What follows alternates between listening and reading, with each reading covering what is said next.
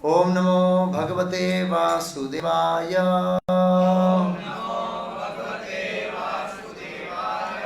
ओम नमो भगवते वासुदेवाय। ओम नमो भगवते वासुदेवाय। श्रीमद् भागवतम स्कंद 1 अध्याय 9। भगवान श्री कृष्ण की उपस्थिति में भीष्मदेव का देह त्याग। श्लोक संख्या 26। पुरुष स्वभाव विहितान यथा वर्णम यथा आश्रमम वैराग्य राग उपाधि भयाम आमनात उभयः लक्षणान। शब्दार्थ, अनुवाद और तात्पर्य शिला एसी भक्ति वेदांत स्वामी प्रभुपाद इस्कॉन संस्थापक आचार्य द्वारा। शब्दार्थ: पुरुष मनुष्य, स्वभाव अपने गुणों से, विहितान विहित, अनुमत, यथा के अनुसार, वर्णम जातियों का वर्गीकरण, यथा के अनुसार, आश्रमम जीवन के आश्रम, वैराग्य विरक्ति, राग आसक्ति, उपाधि भयाम ऐसी उपाधियों से, आमनात कर्मबद्ध रूप से, उभय दोनों, लक्षणान लक्षणों को। अनुवाद: महाराज युधिष्ठिर के पूछे जाने पर भीष्मदेव ने सर्वप्रथम व्यक्ति की योग्यता के अनुसार जातियों के वर्गीकरण अर्थात वर्ण तथा जीवन के आश्रमों का वर्णन किया। फिर उन्होंने कर्मबद्ध रूप से निवृत्ति तथा प्रवृत्ति नामक 2 उपखंडों का वर्णन किया। तात्पर्य: 4 वर्णों तथा आश्रमों की अवधारणा जैसी स्वयं भगवान ने भगवद गीता 4.13 में प्रस्तुत की है, व्यक्ति में दिव्य गुणों को बढ़ाने के लिए है, जिससे वह अपने आध्यात्मिक स्वरूप को जान सके और तद अनुसार वह भव बंधन या बद्ध जीवन से मुक्त हो सके। प्राय सभी पुराणों में इस विषय का इसी रूप में वर्णन हुआ है और उसी प्रकार महाभारत के शांति पर्व में 60वें अध्याय से आगे भीष्मदेव द्वारा किया गया इसका विस्तार वर्णन है। ओम अज्ञानतिमिरान्धस्य ज्ञानाञ्जन शलाकया चक्षुरुन्मीलितं येन तस्मै श्री गुरुवे नमः। नमो ओम विष्णुपादाय कृष्ण कृष्णाय भूतले श्रीमते भक्तिवेदांत स्वामिनि इति नामिने। नमस्ते सारस्वती देवे गौरवाणी प्रचारिणे निर्विशेष शून्यवादी पाश्चात्यदेशतानिरे। श्री कृष्ण चैतन्य प्रभु नित्यानंद श्री अद्वैत गदाधर श्रीवासादि गौर भक्तवृंद। हरे कृष्ण कृष्ण कृष्ण हरे हरे, हरे राम राम राम हरे। तो हम चर्चा कर रहे हैं भगवान श्री कृष्ण की उपस्थिति में भीष्मदेव का देह त्याग। इतिहास में ये एक गौरवशाली मृत्यु है, लेकिन शास्त्रों में भीष्मदेव से भी गौरवशाली मृत्यु का वर्णन है। गौरवशाली मृत्यु का मतलब है भगवान का स्मरण करते हुए शरीर को त्याग करना। जन्म लाभ परम पुंसाम अंते नारायण स्मृति। मनुष्य जन्म का जो परम लाभ है, वास्तविक लाभ मनुष्य जीवन में, वो है नारायण की स्मृति करना। तो भीष्मदेव ने इस तरह से देह त्याग किया भगवान की उपस्थिति में। लेकिन रामायण में एक प्रसंग आता है कि एक ऐसा पात्र था जो भीष्मदेव से भी ज्यादा प्रशंसनीय है, उनकी मृत्यु ज्यादा गौरवशाली है। कौन है वो? जटायु। तो भीष्मदेव के सामने कृष्ण मौजूद थे, लेकिन जटायु तो उनकी गोद में था, ऐसे हाथ में। और भगवान ने बहुत ही उनकी मृत्यु पर शोक प्रकट किया। मतलब सेंस जैसे हम करते हैं ऐसे नहीं करते हैं, लेकिन उन्होंने ऐसे उनकी महानता, जटायु की महानता का वर्णन किया कि उसने मेरे लिए प्राण दे दिए। क्या दे दिए? हाँ, तो बहुत ही गौरवशाली मृत्यु है। और ऐसा लिखा स्वयं भगवान राम ने उनका अग्नि संस्कार किया। आप सोच सकते हैं कितना गौरवशाली है। ऐसे फिर भी पितामह भीष्म की मृत्यु गौरवशाली है। तो हम चर्चा कर रहे थे कि कैसे युधिष्ठिर महाराज को मोह हुआ भगवान की योजना से, और भगवान ने उनको प्रेरित किया कि पितामह भीष्म से आप धर्म के बारे में पूछिए। पांडवगण आए, ब्रह्मांड के सभी सतोगुणी महापुरुष, पिछले दिन में चर्चा किया, पितामह भीष्म की मृत्यु के समय उनको आदर सम्मान प्रदर्शन करने के लिए आए। और पितामह भीष्म ने पांडवों के कष्टों का वर्णन किया, उस कष्टों का कारण बताया कि वो कष्ट क्यों आए। और उसके बाद उन्होंने भगवान कृष्ण के बारे में कुछ बोले। युधिष्ठिर महाराज को समझाया कि ये सामान्य व्यक्ति नहीं है। और उसके बाद उन्होंने भगवान कृष्ण को कहा कि जब तक मैं अपना शरीर न छोड़ दूं तब तक मेरा आप इंतजार करिए, कृपया यहाँ खड़े रहिए। जब युधिष्ठिर महाराज ने इस तरह सुना तो भगवान कृष्ण ने प्रेरणा दिया और प्रेरित किया कि अब आप पितामह भीष्म के धर्म के बारे में पूछ लीजिए, क्योंकि अब वो इस जगत में ज्यादा समय रहने वाले नहीं हैं। तो पितामह भीष्म युधिष्ठिर महाराज ने बहुत सारे प्रश्न पूछे महाभारत में, बहुत डिटेल में। यहाँ पर खाली 3 या 4 श्लोक में बस। महाभारत में 1000 श्लोक में 7-8 हजार समथिंग इतने श्लोक होंगे। अलग अलग विषय पर पूछा, लेकिन वो जो विषय जो केंद्रित था वो था वर्णाश्रम ऊपर। किसके ऊपर? अलग अलग जो प्रश्न पूछे वो सभी घूम फिर के आते थे वर्णाश्रम के संबंधित।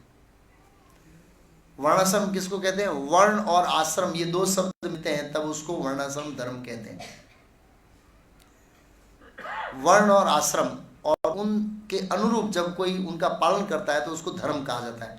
वर्ण और आश्रम, वर्णाश्रम धर्म। वर्ण मतलब ब्राह्मण क्षत्रिय वैश्य शूद्र, आश्रम मतलब गृहस्थ ब्रह्मचारी गृहस्थ वानप्रस्थ सन्यास। ये 2 शब्द मिलकर वर्णाश्रम शब्द बनता है। तो जितने प्रकार के प्रश्न पूछे वो सभी प्रश्न इस वर्णाश्रम के इर्द गिर्द थे। क्यों वर्णाश्रम धर्म के बारे में इतना प्रश्न पूछा गया? शुद्ध भक्ति के संबंध में प्रश्न पूछा गया था, ऐसा नहीं, लेकिन बहुत कम। ज्यादातर वर्णाश्रम धर्म के बारे में पूछा गया। तो वर्णाश्रम धर्म की क्या आवश्यकता है उसका तात्पर्य प्रभुपाद ने पहले पैराग्राफ में लिखा। इसके प्रभुपाद जी कहते चारों वर्ण तो चारों आश्रमों की अवधारणा जैसे भगवान ने स्वयं कहा है, इनका उद्देश्य क्या है? वर्णाश्रम धर्म का उद्देश्य क्या है? वर्णाश्रम धर्म का उद्देश्य है व्यक्ति के अंदर दिव्य गुणों को क्या करना? बढ़ाना। ये एकमात्र वर्णाश्रम का उद्देश्य। यहाँ पर प्रभुपाद जी पहले तारक लिखे हैं, व्यक्ति में दिव्य गुणों को बढ़ाने के लिए, जिससे वह अपने आध्यात्मिक स्वरूप को जान सके। अच्छा, दिव्य गुणों को क्यों बढ़ाना है? दिव्य गुणों को इसलिए बढ़ाना है कि वो अपने आध्यात्मिक स्वरूप को जान सके। जब तक हमारे दिव्य गुण हमारे अंदर नहीं बढ़ेंगे, हम अथातो ब्रह्म जिज्ञासा नहीं करेंगे। हमारी जो मानसिक वृत्ति भौतिक भोग की तरफ रहेगी, और जब हम आध्यात्मिक जीवन की ओर अग्रसर नहीं होंगे तो हम निम्न जीवन की ओर अग्रसर होंगे। जैसे हमने सुबह चर्चा किया, ईशोपनिषद का श्लोक है, अंधः तम प्रविशन्ति। व्यक्ति अज्ञान में कार्य करता है, शास्त्रों के विरुद्ध जाता है, तो घोर अंधकार में प्रदेश में उसका अगला जन्म होता है। जैसे मैंने उदाहरण दिया था कि कोई, हम सिविल डिपार्टमेंट में भी रह रहे हैं, सिविल डिपार्टमेंट के हम सभ्य हैं, और कुछ लोग हैं क्राइम डिपार्टमेंट के सभ्य हैं, वो अंदर बैठे हैं। तो जो सिविल डिपार्टमेंट को फॉलो नहीं करेगा वो क्राइम में जाएगा, लेकिन कोई एक डिपार्टमेंट में उसको रहना पड़ेगा, दो में से। और वो सिविल डिपार्टमेंट में जितना ज्यादा सरकार के नियम तोड़ेगा उतना ही उसको सिविल क्राइम डिपार्टमेंट के गहन अंधकार में भेजा जाएगा। जैसे कोई काल कोठड़ी, काल कोठड़ी शब्द का प्रयोग करते हैं, काल कोठड़ी में डाल दिया, काल कोठड़ी मतलब अंधकार। तो ऐसे ही जो प्रकृति के नियमों का उल्लंघन करता है या तोड़ता है तो उसको काल कोठड़ी में डाल दिया जाता है। ऐसा ईशोपनिषद में कहा, अंधः तम प्रविशन्ति। जिनके कार्य अज्ञान के ऊपर आधारित होते हैं उनको काल कोठड़ी में डाल दिया जाता है। तो मनुष्य को प्रकाश की ओर आने के लिए दिव्य गुणों को विकसित करना चाहिए, और दिव्य गुणों को विकसित करने पर ही व्यक्ति, यहां लिखा है, अपने स्वरूप के बारे में जान सकता है कि मैं कौन हूं। जब तक वो ये नहीं जानता मैं कौन हूं तो आध्यात्मिक जीवन का प्रारंभ नहीं होता है, और तद अनुसार वह भवबंधन या बद्ध जीवन से मुक्त हो सकेगा। तो कर्म बताया है, कर्मबद्ध वर्णाश्रम का उद्देश्य दिव्य गुणों को विकसित करना।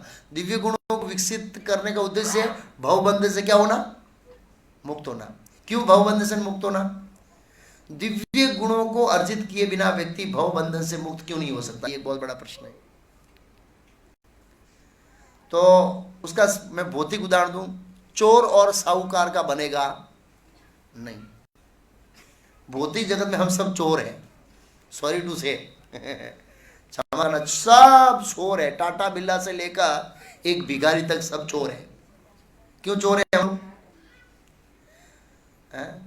वो एक वो वेफर है ना, कौन सी वेफर, ट्रक में बालाजी वेफर के पीछे लिखा सब भूमि गोपाल की। सब गोपाल की भूमि के ऊपर इतना दस्तावेज हो गया है अभी तक जिसका कोई रिकॉर्ड नहीं है। इतना दस्तावेज हो गया, मेरी है, मेरी है, मेरी है, मेरी, किसी की नहीं है, खाली ऑन पेपर हम है मालिक के, ऑन पेपर।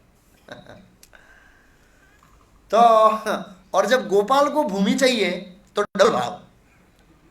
अभी हमने भरूच में जमीन लिया ना, इसको के लिए डबल भाव, बहुत पैसा है।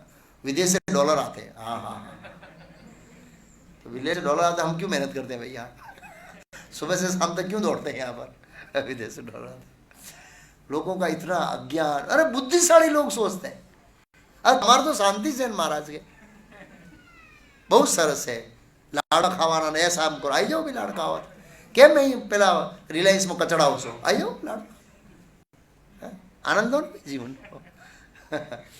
एक दिवस मंगला आरती उठी जो गेला दिवस પછી ખાવું પડશે કેવા લાડવા મીઠા લાગે છે। यानी मतलब बड़े बड़े बुद्धिमान लोग भी ऐसे इस्कॉन को गलत फहमी करते हैं इस तरह से। तो वर्णाश्रम धर्म का उद्देश्य है दिव्य गुणों को विकसित करना, और दिव्य गुणों को विकसित करने का उद्देश्य भवबंधन से मुक्त होना। क्योंकि जब तक हम भवबंधन से मुक्त नहीं होंगे तब तक हम जन्म मृत्यु जरा व्याधि में क्या रहेंगे, दुख भुगते रहेंगे। और हाँ, मैं उदाहरण दे रहा था कि भवबंधन से मुक्त होने के लिए दिव्य गुण क्यों चाहिए, तो मैंने उदाहरण दिया चोर और साहूकार का एक साथ में जमेगा नहीं। भौतिक जगत में सब चोर है, कोई बड़ा चोर है कोई छोटा चोर है, चोर तो है। जो बड़ी प्रॉपर्टी लेके बैठा बड़ा चोर है, छोटी लेके बैठा छोटा चोर है। भगवत गीता में भगवान ने कहा है स्वयं, जो मेरे को अर्पित किए ना खाता वो चोर है। 13वां अध्याय में लिखा, ऐसे बताया। अरे दूसरे अध्याय के तीसरे अध्याय के 13वां श्लोक है भगवत, स्वयं भगवान ने कहा सब भूमि गोपाल की। जब गोपाल को चाहिए तो डबल भाव चाहिए, क्योंकि गोपाल के पास बहुत पैसा है। गोपाल की भूमि गोपाल को बेचना और डबल भाव लेना, तो इसको आप क्या कहेंगे? चोर कहेंगे ना, डबल चोर। तो ऐसे ही कई चोर है, हम लोग ऐसे। चोर में शास्त्रों में ऐसा कहा, ये जो भौतिक प्रकृति है ये जेल है, ये भगवान कृष्ण का क्राइम डिपार्टमेंट है। कैसा डिपार्टमेंट है? प्रभा जी ने कहा ये भौतिक जगत जेंटलमैन लोगों को रहने के लिए नहीं है। और कलयुग में देख रहे हैं दिन प्रतिदिन जैसा आध्यात्मिक जगत में सब दिव्य पुरुष है, देवी गुणों से युक्त लोग हैं, उनका हमारा जमेगा नहीं। तो जब तक जीव दिव्य गुणों से युक्त नहीं होता है तब तक वो भगवत धाम नहीं जा सकता। क्योंकि देखो हर देश का एक अपना स्टैंडर्ड होता है, हर समाज में एक खानी पीनी रहने की एक सभ्यता होती है, उस सभ्यता का पालन करना पड़ेगा व्यक्ति को, तभी वो उसके साथ में रह सकता है। देखो एक तमोगुणी जीव होता है जो झुपड़पट्टी में रहता है, उसका खाना पीना रहना सहना, और एक अमीर व्यक्ति का खाना पीना रहना करना, दोनों का बहुत अंतर है। वो दोनों एक दूसरे के साथ रह नहीं सकते क्योंकि दोनों का स्वभाव अलग है। तो ऐसे ही जो आध्यात्मिक जगत में वो सब हंसों के समान है और भौतिक जगत में सब ऊँट के समान है। उदाहरण दिया है श्रीमद् भागवत के 5वें स्कंद में नारद जी ने। भागवतम को छोड़ के सभी ग्रंथ है वो तो कौवों के तीर्थ स्थल है। भागवतम परम हंसों के लिए।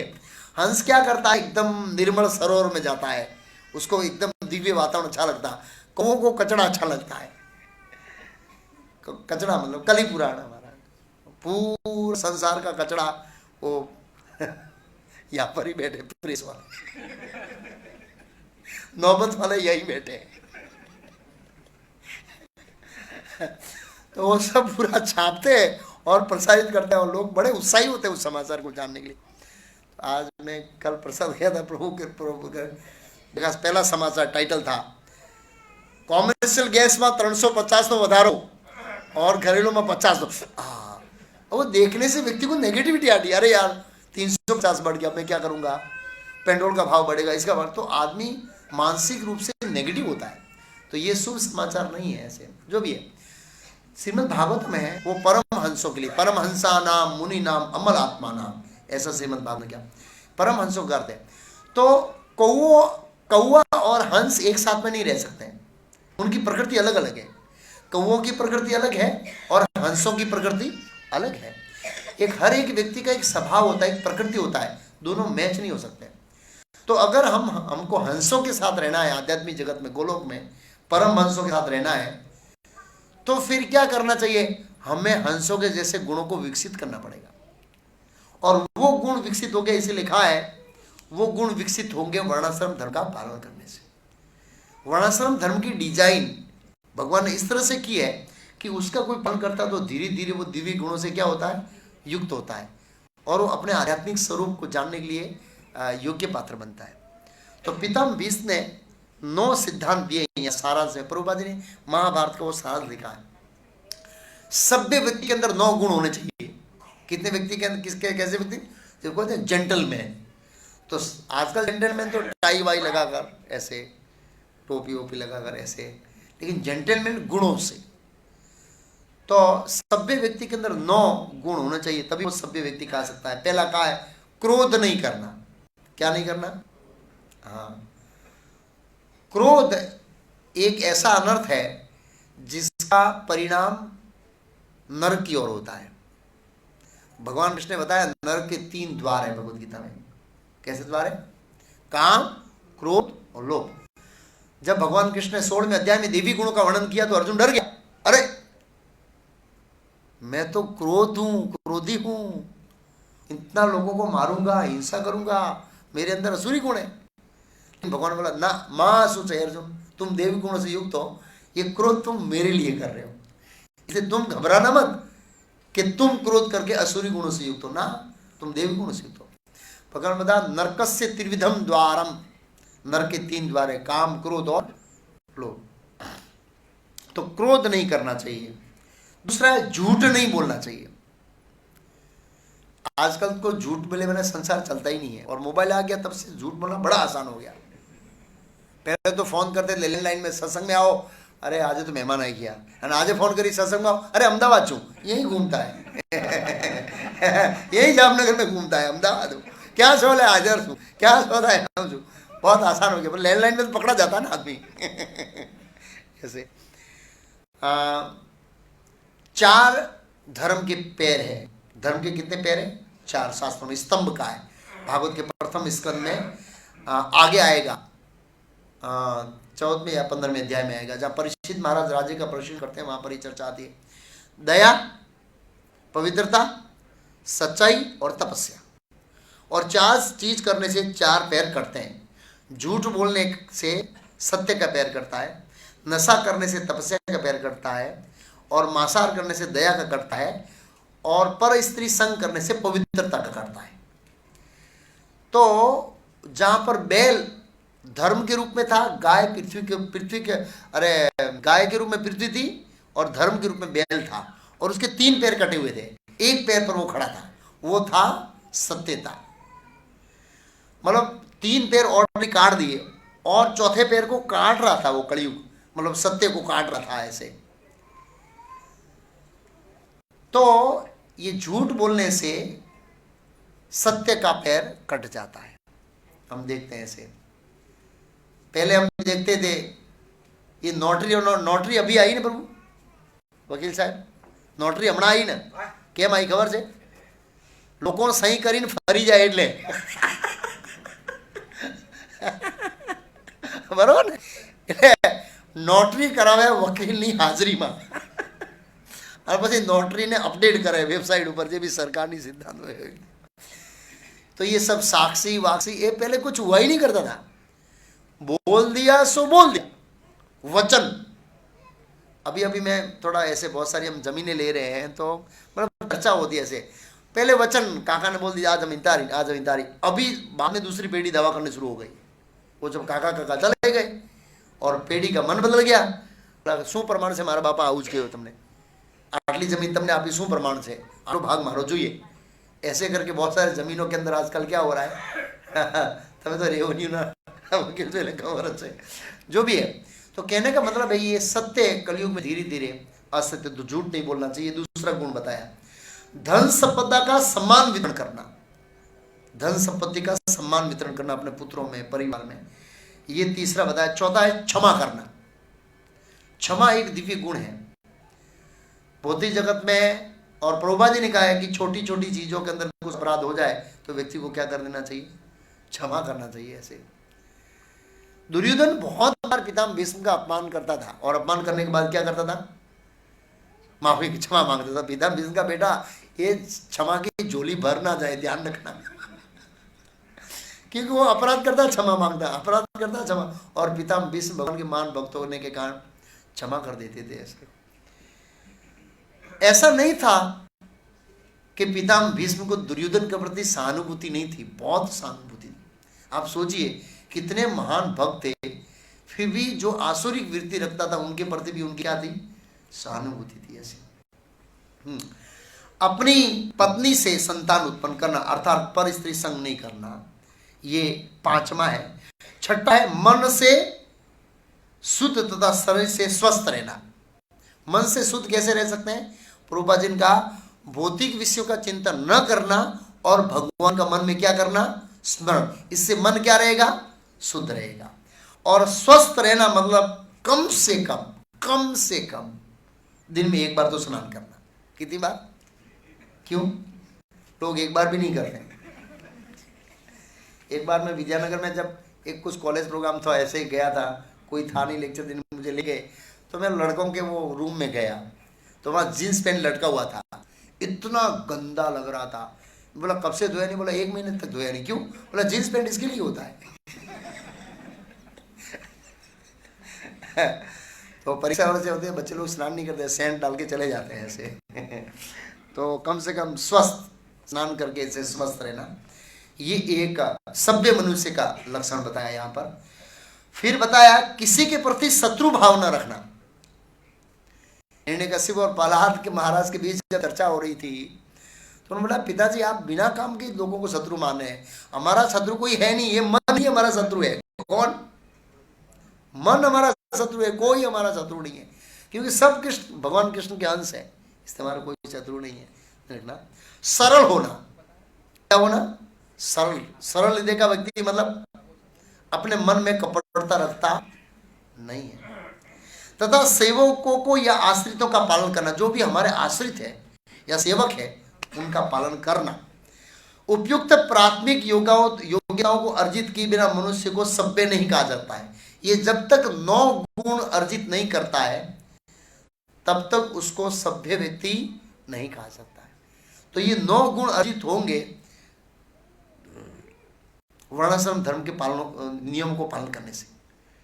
इसलिए यहां पर पितामह भीष्म ने बहुत घूम घूम कर वही वर्णाश्रम धर्म का उपदेश दिया।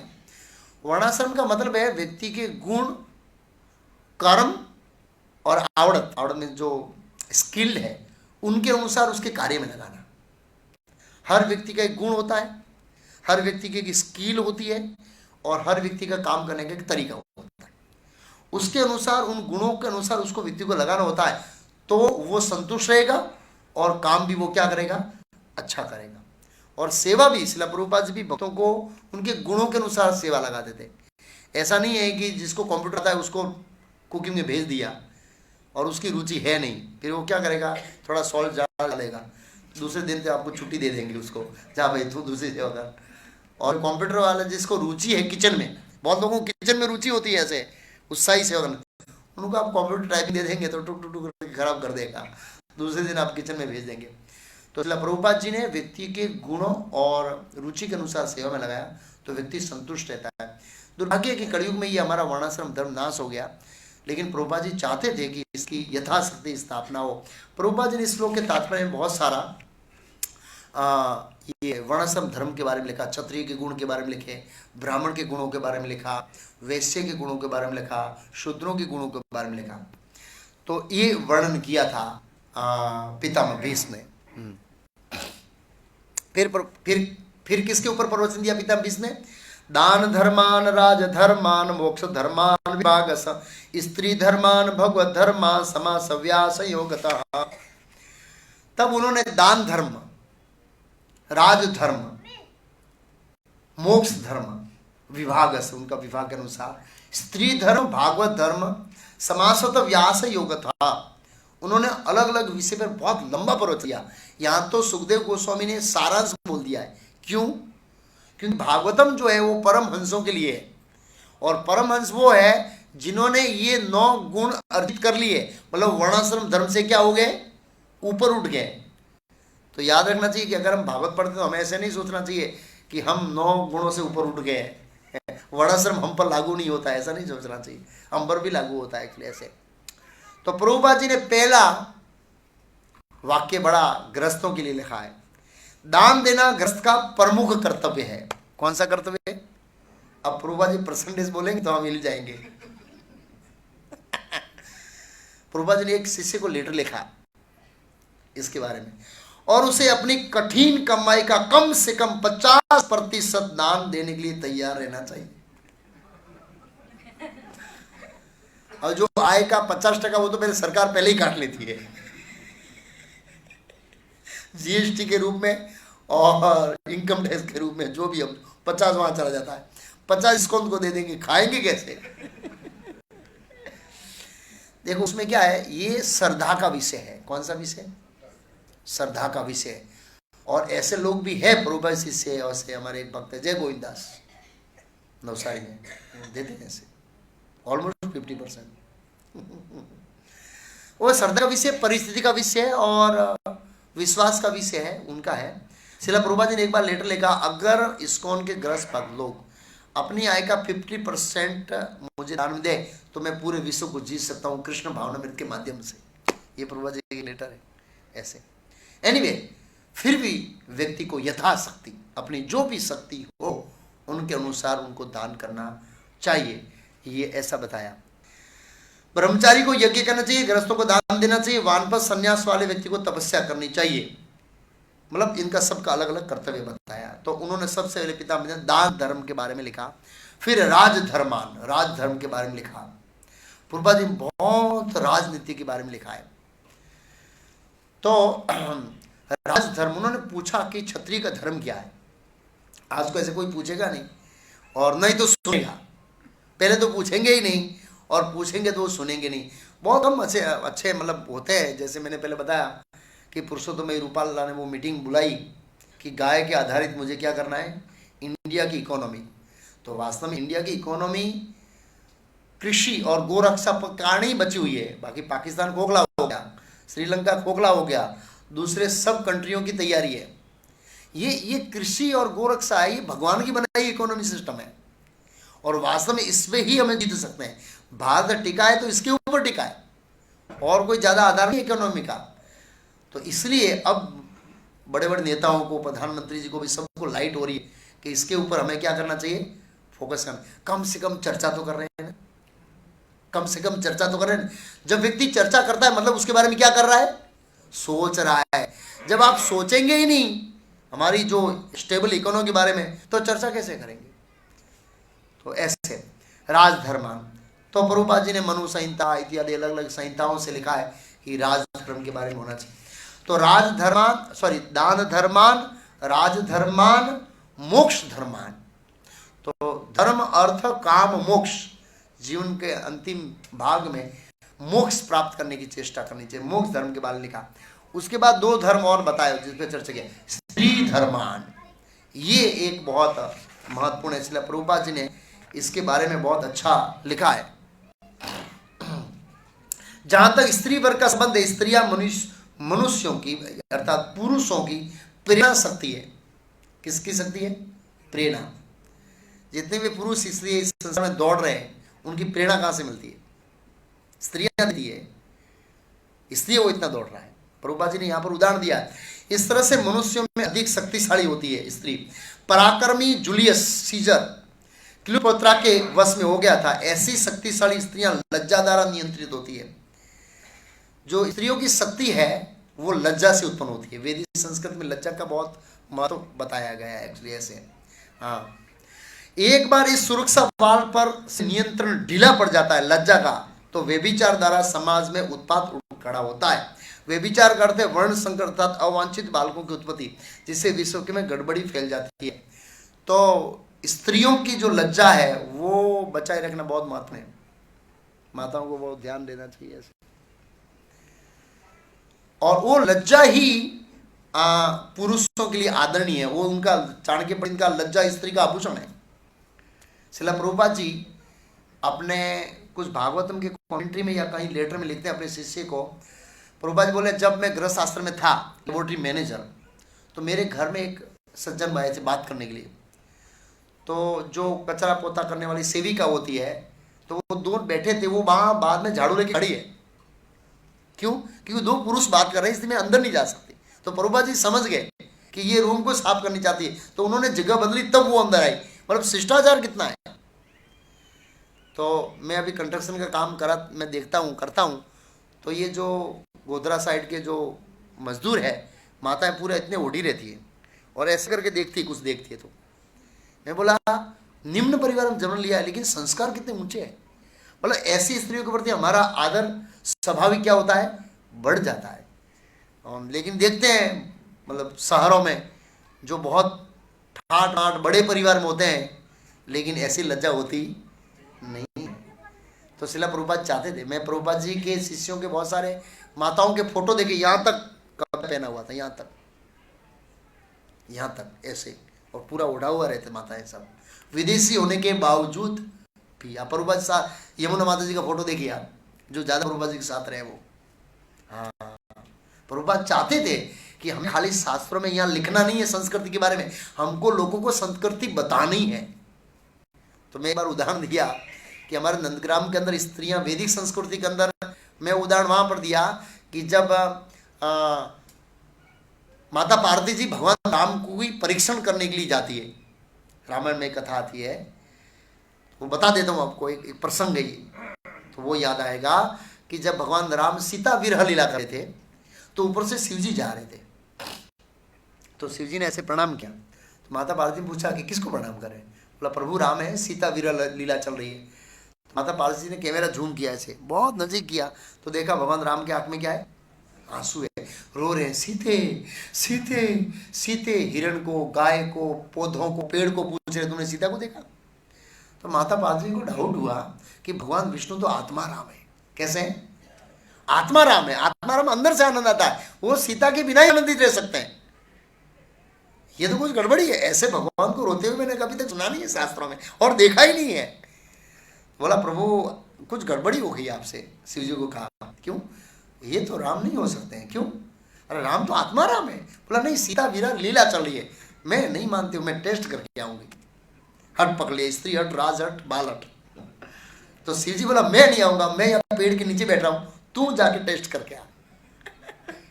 तो माता पार्वती जी सीता का रूप लेके गई। क्या लेके गई, तो भगवान ने पहला शब्द क्या पूछा, देवी अकेले कैसे आना हुआ, ये पहला शब्द पूछा। क्यों, वैदिक संस्कृति के अनुसार स्त्री अकेली नहीं जाती। तो हमारे नंदग्राम में यही सिस्टम है, स्त्री अकेले बाहर नहीं जा सकती, स्त्री अकेली बाहर नहीं जा सकती, पति के साथ ही जाती, ये शिष्टाचार है। और यहाँ पर तो 12-1 बजे बाहर ही घूमती। सौराष्ट्र में भी पहले ये थोड़ी अच्छा था कल्चर, अभी वो भी सिटी में चला गया है। मैंने आज सुबह ही उदाहरण दिया कि मेरी बहन बड़ी हो गई थी, ऐसे माँ ने गांव के कुएं पर पानी भरने से मना कर दिया, वो रो रही। मैं बोला क्यों रो रही, तो माँ को पूछा, बोला माँ ने मना किया पानी लेने नहीं जाना। मैं माँ को पूछा क्यों, वो क्यों ऐसे उनको आपने पानी लेने का मना कर दिया। बोला बड़ी हो गई है। मैं बड़ी हो गई तो क्या हुआ, उस समय समझ में नहीं आ रहा था ये सब कल्चर, ऐसे बड़ी हो तो क्या हुआ, गाँव पर तेरे को पता नहीं लगता है, अब विवाह के योग्य हो गई है, पता नहीं क्या। तो कहने का मतलब ये कल्चर जो था, प्रभुपाद जी चाहते थे हमारे समाज के अंदर भी कल्चर हो, समाज देखे हमारा संस्कृति, खाली पन्नों पर लिखना नहीं है। प्रभुपाद जी चाहते थे ऐसा कल्चर, और इस कल्चर के बहुत सारे लाभ है। और स्त्री पुरुष के संबंध पर नियंत्रण नहीं होने का कारण हम पेपर में देखते हैं, रोज बलात्कार, इसका संबंध, ये पकड़ा गया, ये पकड़ा गया, ये सब शिष्टाचार पालन नहीं करने के कारण। और दिन प्रतिदिन समाज की क्या हो रही है, अधोगति हो रही। स्त्री पुरुष के संबंध के मामलों में हम देख रहे हैं बहुत, और इससे पवित्रता का भी नाश होता है, ऐसे देखा जाता है। तो स्त्री धर्म के बारे में बात करने के बाद पितामह भीष्म ने सबसे महत्वपूर्ण शिक्षा दी, भागवत धर्म। पितामह भीष्म की अंतिम शिक्षा भागवत धर्म थी। भागवत धर्म का प्रधान लक्षण क्या है, भगवान को प्रसन्न करने के विषय में थी। हम सब भगवान के सनातन दास है, जब हम स्वभाव के तत्वों को भूल जाते हैं तब हम भौतिक जगत में आते हैं। जीवेर स्वरूप है कृष्ण नित्य दास। तो इसके ऊपर भागवत धर्म ये जो पढ़ रहे हैं वो भागवत धर्म है। भागवत धर्म का मतलब है भगवान कृष्ण के विषय में श्रवण, कीर्तन, स्मरण इत्यादि करना। फिर आगे कहते हैं इनके बारे में वर्णन किया। फिर कहते धर्म अर्थ काम मोक्षान सह इ उपायान यथा मुने नाना आख्यान इतिहासेषु वर्णयामास आस तत्वित। तत्पश्चात उन्होंने इतिहास से उदाहरण दिया, मतलब कथाएं बताई, ऐसे विभिन्न आश्रम जीवन की अवस्थाओं के कार्यों का वर्णन किया, क्योंकि वे सत्य से भली भांति परिचित थे। मतलब उन्होंने क्षत्रिय के गुण के बारे में बताया तो एक क्षत्रिय की कथा बताई, ब्राह्मण के गुण के बारे में बताया तो ब्राह्मण की कथा बताई, वैश्य के गुण के बारे में बताया तो उनकी कथा बताई, उन्होंने वो धर्म का पालन नहीं किया, पतन हुआ तो उसकी कथा बताई। ऐसे बहुत सारा शांति पर्व पूरा कथाओं से भरा हुआ है, वर्णाश्रम धर्म के संबंधित कथाओं से भरा हुआ है। तो उन्होंने ये सब इतिहास दिया। तो प्रभुपाद जी श्लोक के तात्पर्य में इतिहास के बारे में लिखते हैं। समाज के अंदर कुछ विद्वान लोग ऐसे हैं जो ये समझते हैं कि इतिहास काल्पनिक है, ये रामायण महाभारत ये क्या है, पुराण काल्पनिक है, वेद ही सत्य है। समाज में एक ऐसा विद्वान वर्ग है जो शास्त्रों को मानता है, लेकिन वो खाली वेदों को मानता है, उपनिषदों को मानता है, पुराणों को नहीं मानता है, रामायण को महाभारत को नहीं मानता है। ऐसे बहुत विद्वान है। प्रभुपाद जी कहते हैं पुराण है, महाभारत रामायण जैसे वैदिक ग्रंथ में वर्णित घटनाएं वास्तविक ऐतिहासिक है, वास्तविक है। तो ये जो विद्वान लोग हैं ये पुराणों को काल्पनिक क्यों मानते हैं बताए? ये काल्पनिक इसलिए मानते हैं, एक ही कथा अलग अलग पुराण के अंदर अलग अलग तरीके से प्रस्तुत की गई है। ध्रुव महाराज की कथा भागवत में पढ़ोगे तो अलग है, थोड़ी सेम रहेगी लेकिन 50% अलग पड़ेगी। वायु पुराण में अलग है, पद्म पुराण में अलग है, इस पुराण में अलग है, इस पुराण में अलग है। हाँ ऐसा है, मैंने सब पुराण पढ़ी, सभी कथाएं अलग अलग है। तो ऐसा क्यों पता है किसी को? क्या कारण है उसका? है कल्प भेद। ये कल्प भेद क्या है लोगों को पता नहीं। कल्प में से ब्रह्मा जी का एक दिन। ये पूरी भागवत कथा में जितने भी अवतार हुए ना, वो कितने समय की कथा है किसी को पता है? खाली ब्रह्मा जी की 6 घंटे की कथा है। कैसे 6 घंटे की? भगवान कृष्ण ने ब्रह्मा जी के 6 घंटे, सुबह मंगला आरती जब पूरी हुई ब्रह्मा जी की, तब से लेकर दोपहर की जो ब्रह्मा जी की राजभोग आरती, वो राजभोग आरती करते हो आप, ऐसे मत समझ। मंगला आरती भी रोज करते हैं ब्रह्मा जी, एवरी डे। हाँ, तो सुबह मॉर्निंग प्रोग्राम से लेकर दोपहर 12-1 बजे तक जितने भी अवतार हुए हैं वो भागवत में लिख दिए गए। वही 6 घंटा, कैसे 6 घंटा? अब मैं शास्त्रीय उदाहरण दूंगा, अभी मैंने दारिक दिया उदाहरण। 6 घंटे कैसे है? तो स्वयंभू मनु की कथा शुरू होती है भागवत के 3रे स्कंद में। स्वयंभू मनु के बाद टोटल कितने मनु आते हैं? 6 मनु आते हैं। ब्रह्मा जी के एक दिन में कितने मनु होते हैं? 14। अभी कौन सा चल रहा है? 7वां, मतलब आधा दिन गया है। कितना दिन गया है? 7 मनमंत्र की कथा है। और मतलब 7 मनमंत्र में भगवान के प्रथम, मतलब भगवान के प्रधान अवतार लिए उनका वर्णन किया। आप सोचिए, जब अभी तक ब्रह्मा जी के कितने साल बीत गए? 51 चल रहा है। तो सोचिए ब्रह्मा जी के पूरे दिन का वर्णन करेंगे, 2 भागवत बनेगी। कितनी भागवत बनेगी?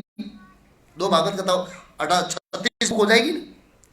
और ब्रह्मा जी के 1 सप्ताह कितनी भागवत पुस्तक हो जाएगी? और ब्रह्मा जी का 1 महीना, ब्रह्मा जी का 1 साल, और ब्रह्मा जी का 51 वर्ष। आदमी लिख लिख के थक जाएगा, करोड़ों जन्म लिखने में चले जाएंगे। इसलिए असंख्य ही हरा है नाम। भागवत ने जब भगवान का अवतार वर्णन किया, जैसे सरोवर में से स्रोत समुद्र के मोजे आते रहते हैं, उस मोजाओं का अंत नहीं है, इस तरह भगवान के अवतारों का कोई अंत नहीं है ऐसे। तो यहां पर कहा है जो भूतकाल घटित हुई थी, यद्यपि वे किसी तिथि कर्म अनुसार नहीं है। ये कथा कर्म अनुसार नहीं है। क्यों? क्योंकि अलग अलग कल्प में उसमें कर्म सेट नहीं कर सकते इतना लंबे समय। तो फिर क्यों दिया? ऐसे ऐतिहासिक तथ्य बिना किसी तिथि कर्म के सामान्य लोगों के लिए शिक्षाप्रद, क्या शब्द लिखा है? ये जो कथा है वो शिक्षाप्रद है, उसे शिक्षा मिलती है। जैसे भगवान राम, लोग सोचते राम 10,000 साल पहले आए। राम 10,000 साल पहले नहीं आए, 1,16 साल पहले आए। कितने पहले आए? अरे बड़े बड़े कथाकारों को भी पता नहीं है, लेकिन भागवत में लिखा है। हाँ, 1,16,00,000 साल है। ये 27वां मनमंत्र चल रहा है, सॉरी 28वां, ये नहीं, 7वां मनमंत्र का 28वां चतुर्युग का सर्कल चल रहा है। भगवान राम 24 में आए थे, 24वें सर्कल आए थे। 4 चतुर्युग का अंतर है। कितना चतुर्युग का? ऐसा भागवत में लिखा है। ओके, इसके अतिरिक्त ये घटनाएं विभिन्न ग्रह को यहाँ को विभिन्न ब्रह्मांडों में घटित होती है। ये एक ब्रह्मांड की घटना नहीं है, पृथ्वीलोक की घटना नहीं है, अलग अलग ग्रहों की और रूपालिका अलग अलग ब्रह्मांड की। भाई दूसरे ब्रह्मांड से यहाँ ब्रह्मांड की इंफॉर्मेशन कैसे आई? कौन लाया? नारद जी। नारद जी लाए। वो कई ब्रह्मांडों में जा सकते हैं, वैंकुटों में जा सकते हैं, हाँ, और कोई नहीं जा सकता है, नारद जी जाए। ये कथा ज्यादातर नारद जी लाए हैं, ये लिखाया गया। ओके, इसलिए कथाओं के वर्ण को कभी कभी 3 आयामों में मापा जाता है, 3 डायमेंशन में मापा जाता है। लेकिन ये देश काल पात्र और स्थितियों से परे होने के कारण हमको 3 डायमेंशन में फिट नहीं करना चाहिए इसको। प्रभुपाद जी कहते हैं हमें तो ऐसी घटनाओं से प्राप्त शिक्षाओं से संबंध होना चाहिए। क्या संबंध होना चाहिए? वो भक्ति विकास महाराज को प्रश्न पूछा था जामनगर में, क्या पता है? अभी हमने लेक्चर सुना था कि हिरण्यकशिपु और हिरण्याक्ष का जन्म और रावण और शिशुपाल के जन्म में बहुत समय अंतर था, तो वो कहां थे?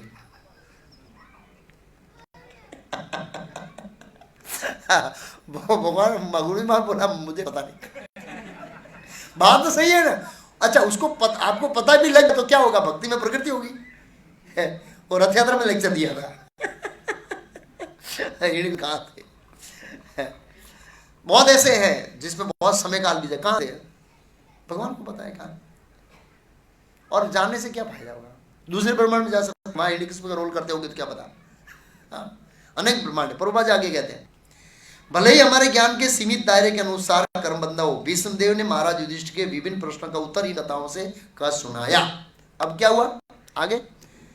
उपदेश पूरा हो गया। धर्मम पर्वतम तम्य सकाल प्रत्युपस्थित यह योगिन छंद मृत्यु वांछित तु उत्तरायणम। जब भीष्मदेव इस तरह युधिष्ठिर महाराज का उपदेश दे रहे थे, कर्तव्यों का वर्णन कर रहे थे, तभी सूर्य उत्तरायण में आया। किससे आया? उत्तर में। 6 महीना सूर्य इधर जाता है और 6 महीना सूर्य इधर जाता, उत्तर में जाता है। तो भगवत गीता के अंदर उत्तरायण और दक्षिणायन का वर्णन है। जो योगी उत्तरायण के समय में, दिन के समय में, कृष्ण पक्ष में शरीर त्याग करता है तो वो वापस नहीं आता है जगत से, मतलब ऊपर से। और जो दक्षिणायन में शरीर त्याग करता है वो वापस आता है। और भगवान ने बताया कि ये नियम भक्तों को लागू पड़ता नहीं है। और पितामह भीष्म जानबूझकर इस समय का इंतजार कर रहे थे, प्रभुपाद जी ने आगे लिखा है। तो पितामह भीष्म योगी थे, भक्त थे, तो उन्होंने ये टाइम क्यों चुना? तो आचार्य बताते हैं कि पितामह भीष्म खाली भक्त ही नहीं थे, वो एक योगी भी थे, एक क्षत्रिय भी थे। वो सब स्तर के लोगों के लिए आदर्श बने रहना चाहते थे। मतलब पितामह भीष्म को बहुत जनों को शिक्षा देनी थी, खाली हमको शिक्षा देनी थी ऐसा नहीं था। क्षत्रियों को देनी थी, सेनापति को देनी थी, योगियों को देनी थी, भक्तों को देनी थी। उन्होंने बहुत सारी शिक्षाएं दी ऐसे। तो उन्होंने अपने आदर्श से बताया कि योगी को उत्तरायण के अंदर शरीर त्याग करना चाहिए। किसके अंदर? देखो ये नियम है कि उत्तरायण के समय में मरूंगा कृष्ण पक्ष में तो मैं वापस नहीं आऊंगा, ये भौतिकवादी व्यक्ति को लागू नहीं होता है, खाली योगी को लागू होता है। किसको लागू होता है? हाँ, ये ध्यान रखना चाहिए हमें ऐसे।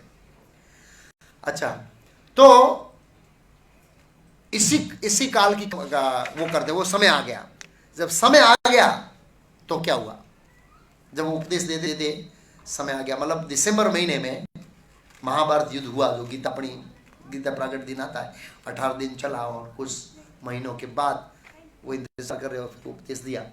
तदा उपसंत्य गिर शस्त्राणि विमुक्त संगमनः आदि पुरुषे कृष्णे लसत पीत पटे चतुर्भुजे पुरस्थिते अमिलित दृक् विधार्यतः। तत्पश्चात वह व्यक्ति जो हजारों अर्थों से युक्त विभिन्न विषयों पर बोलता था, पितामह भीष्म ने बहुत सारे टॉपिक पर लेक्चर दिया, बहुत विषयों पर, अनेक विषयों पर उन्होंने लेक्चर दिया था जीवन के अंदर। महाभारत में वर्णन है, जब शिशुपाल ने विरोध किया तो शिशुपाल को मार दिया भगवान कृष्ण ने राजसूय यज्ञ में। उसके बाद पितामह भीष्म खड़े होकर 1000 श्लोक में कृष्ण का गुणगान गाया। वराह अवतार से लेकर कंस शिशुपाल को मारने तक की लीला वहां रिपीट कर दी। किसने? पितामह भीष्म ने। बोला यही वो कृष्ण है, वराह अवतार लिया, नरसिंह अवतार लिया, वामन अवतार लिया, ये अवतार लिया, अभी उसने किन को मारा है? इसको मारा, इसको मारा, इसको मारा, इसको मारा, इसको मारा, लास्ट में शिशुपाल को मारा।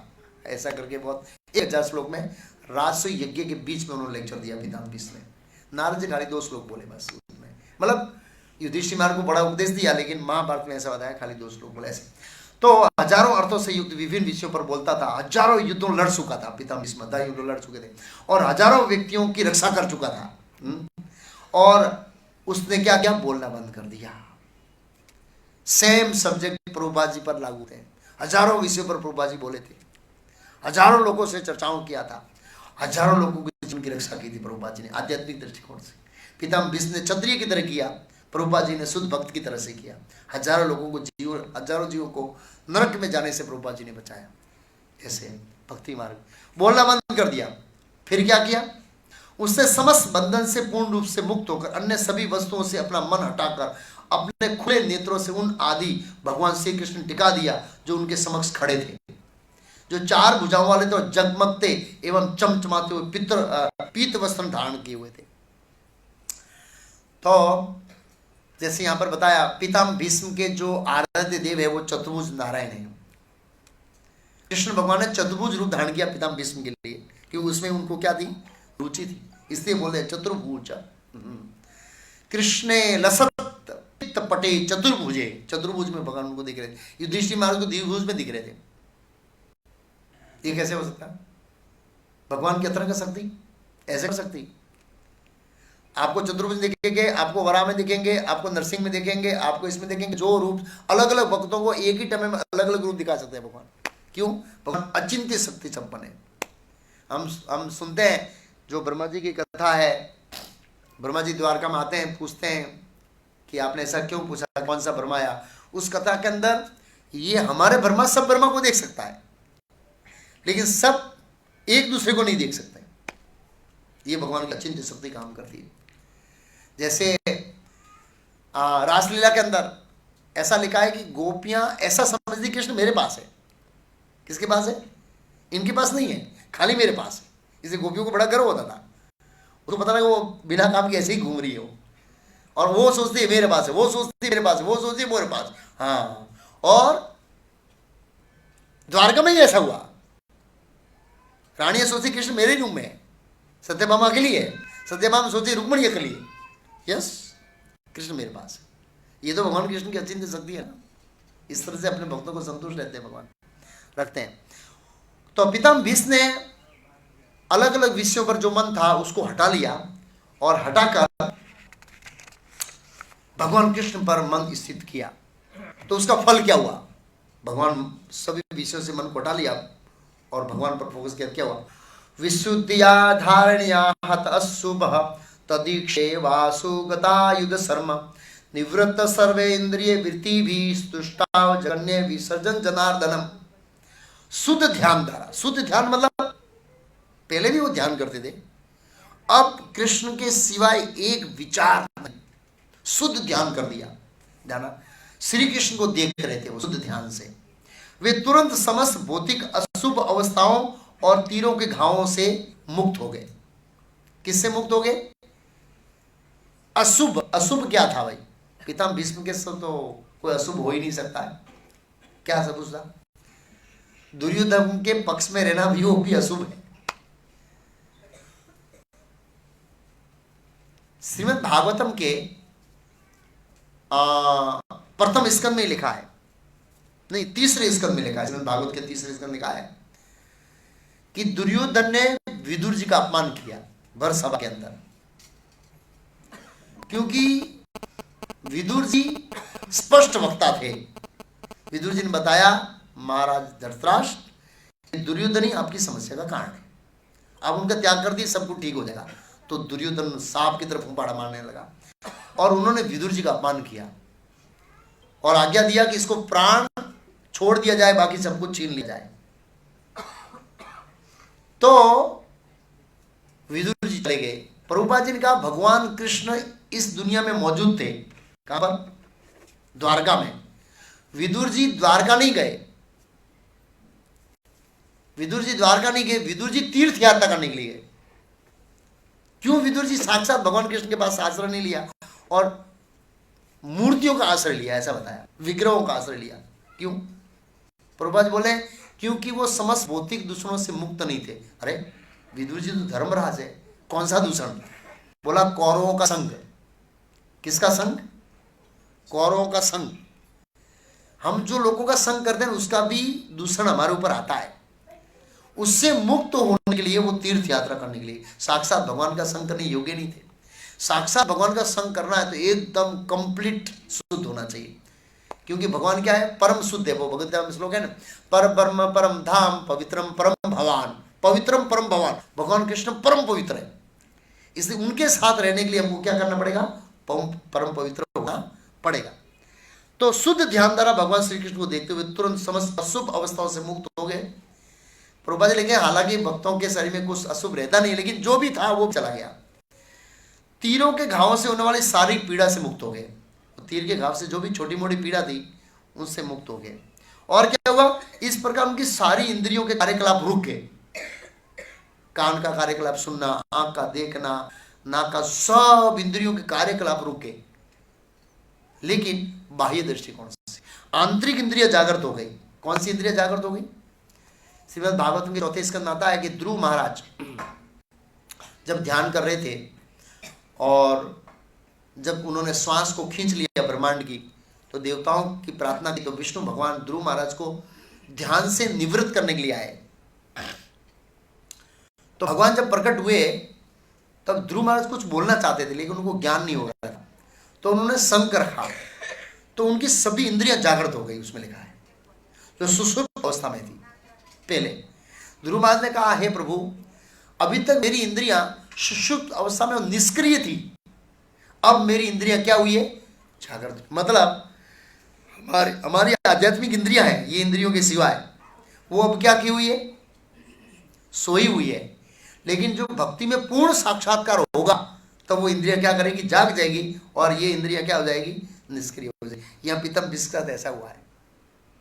सारी इंद्रियों के कार्यकलाप रुक गए और उन्होंने शरीर को त्यागते समय समस्त जीवों के न्यूनता भगवान कृष्ण की स्तुति की। तो पितामह भीष्म ने अब भगवान श्री कृष्ण की स्तुति करना आरंभ कर दिया है। भीष्म उवाच इतिर्मति रूपकपिता वितृष्णा भगवती सात्वपुंगवे विभुमनि स्वसुखम उपगते कचिधर्तुम प्रकृतिम उपयेसि यत प्रवाह। अर्थात विष्णुदेव ने कहा, अभी तक मैं जो सोचता, जो अनुभव करता, जो चाहता था वह विभिन्न विषयों तथा वृत्तियों के अधीन था, किंतु अब मुझे उस परम शक्तिमान भगवान श्री कृष्ण में लगाने दो अपना मन। वे सदैव आत्मतुष्ट रहने वाला है, किंतु कभी कभी भक्तों के नायक होने के कारण इस भौतिक जगत में अवतरित होकर दिव्य आनंद लाभ करते हैं, यद्यपि ये सारा भौतिक जगत उन्हीं के द्वारा क्या है, सर्जित है। तो पितामह भीष्म कहते हैं कि अभी तक मैं जो सोचता था, अनुभव करता था और चाहता था, प्रभुपाद ने मति का अर्थ दिया है। प्रभुपाद ने मति का अर्थ 3 किया है। मति का मतलब यहां लिखा है सोचना, अनुभव करना और चाहना। हम बोले तेरी मति कहाँ है, बोले तू कहाँ सोच रहा था, क्या अनुभव कर रहा था और क्या चाह रहा था। मति की 3 सिम्टम बताएं।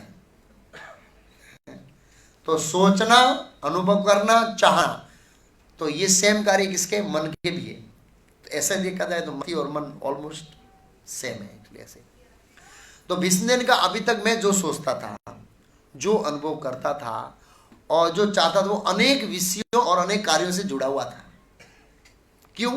प्रभुपाद लिखते हैं भीष्मदेव एक राजपुरुष, कुरु वंश के मुखिया, महान सेनापति और क्षत्रियों के अग्रणी थे, तो उनकी जवाबदारी बनती है इन सब कार्यों में भाग लेने के लिए। जब कार्यों में भाग लेंगे तो स्वाभाविक रूप से हमारा मन उसमें क्या करेगा, जाएगा। स्वाभाविक है कि वो सेनापति है तो सेनापति को व्यूह रचना करनी पड़ेगी ना। वो खाली कृष्ण के बारे में जप करता रहेगा तो व्यूह रचना कैसे होगी?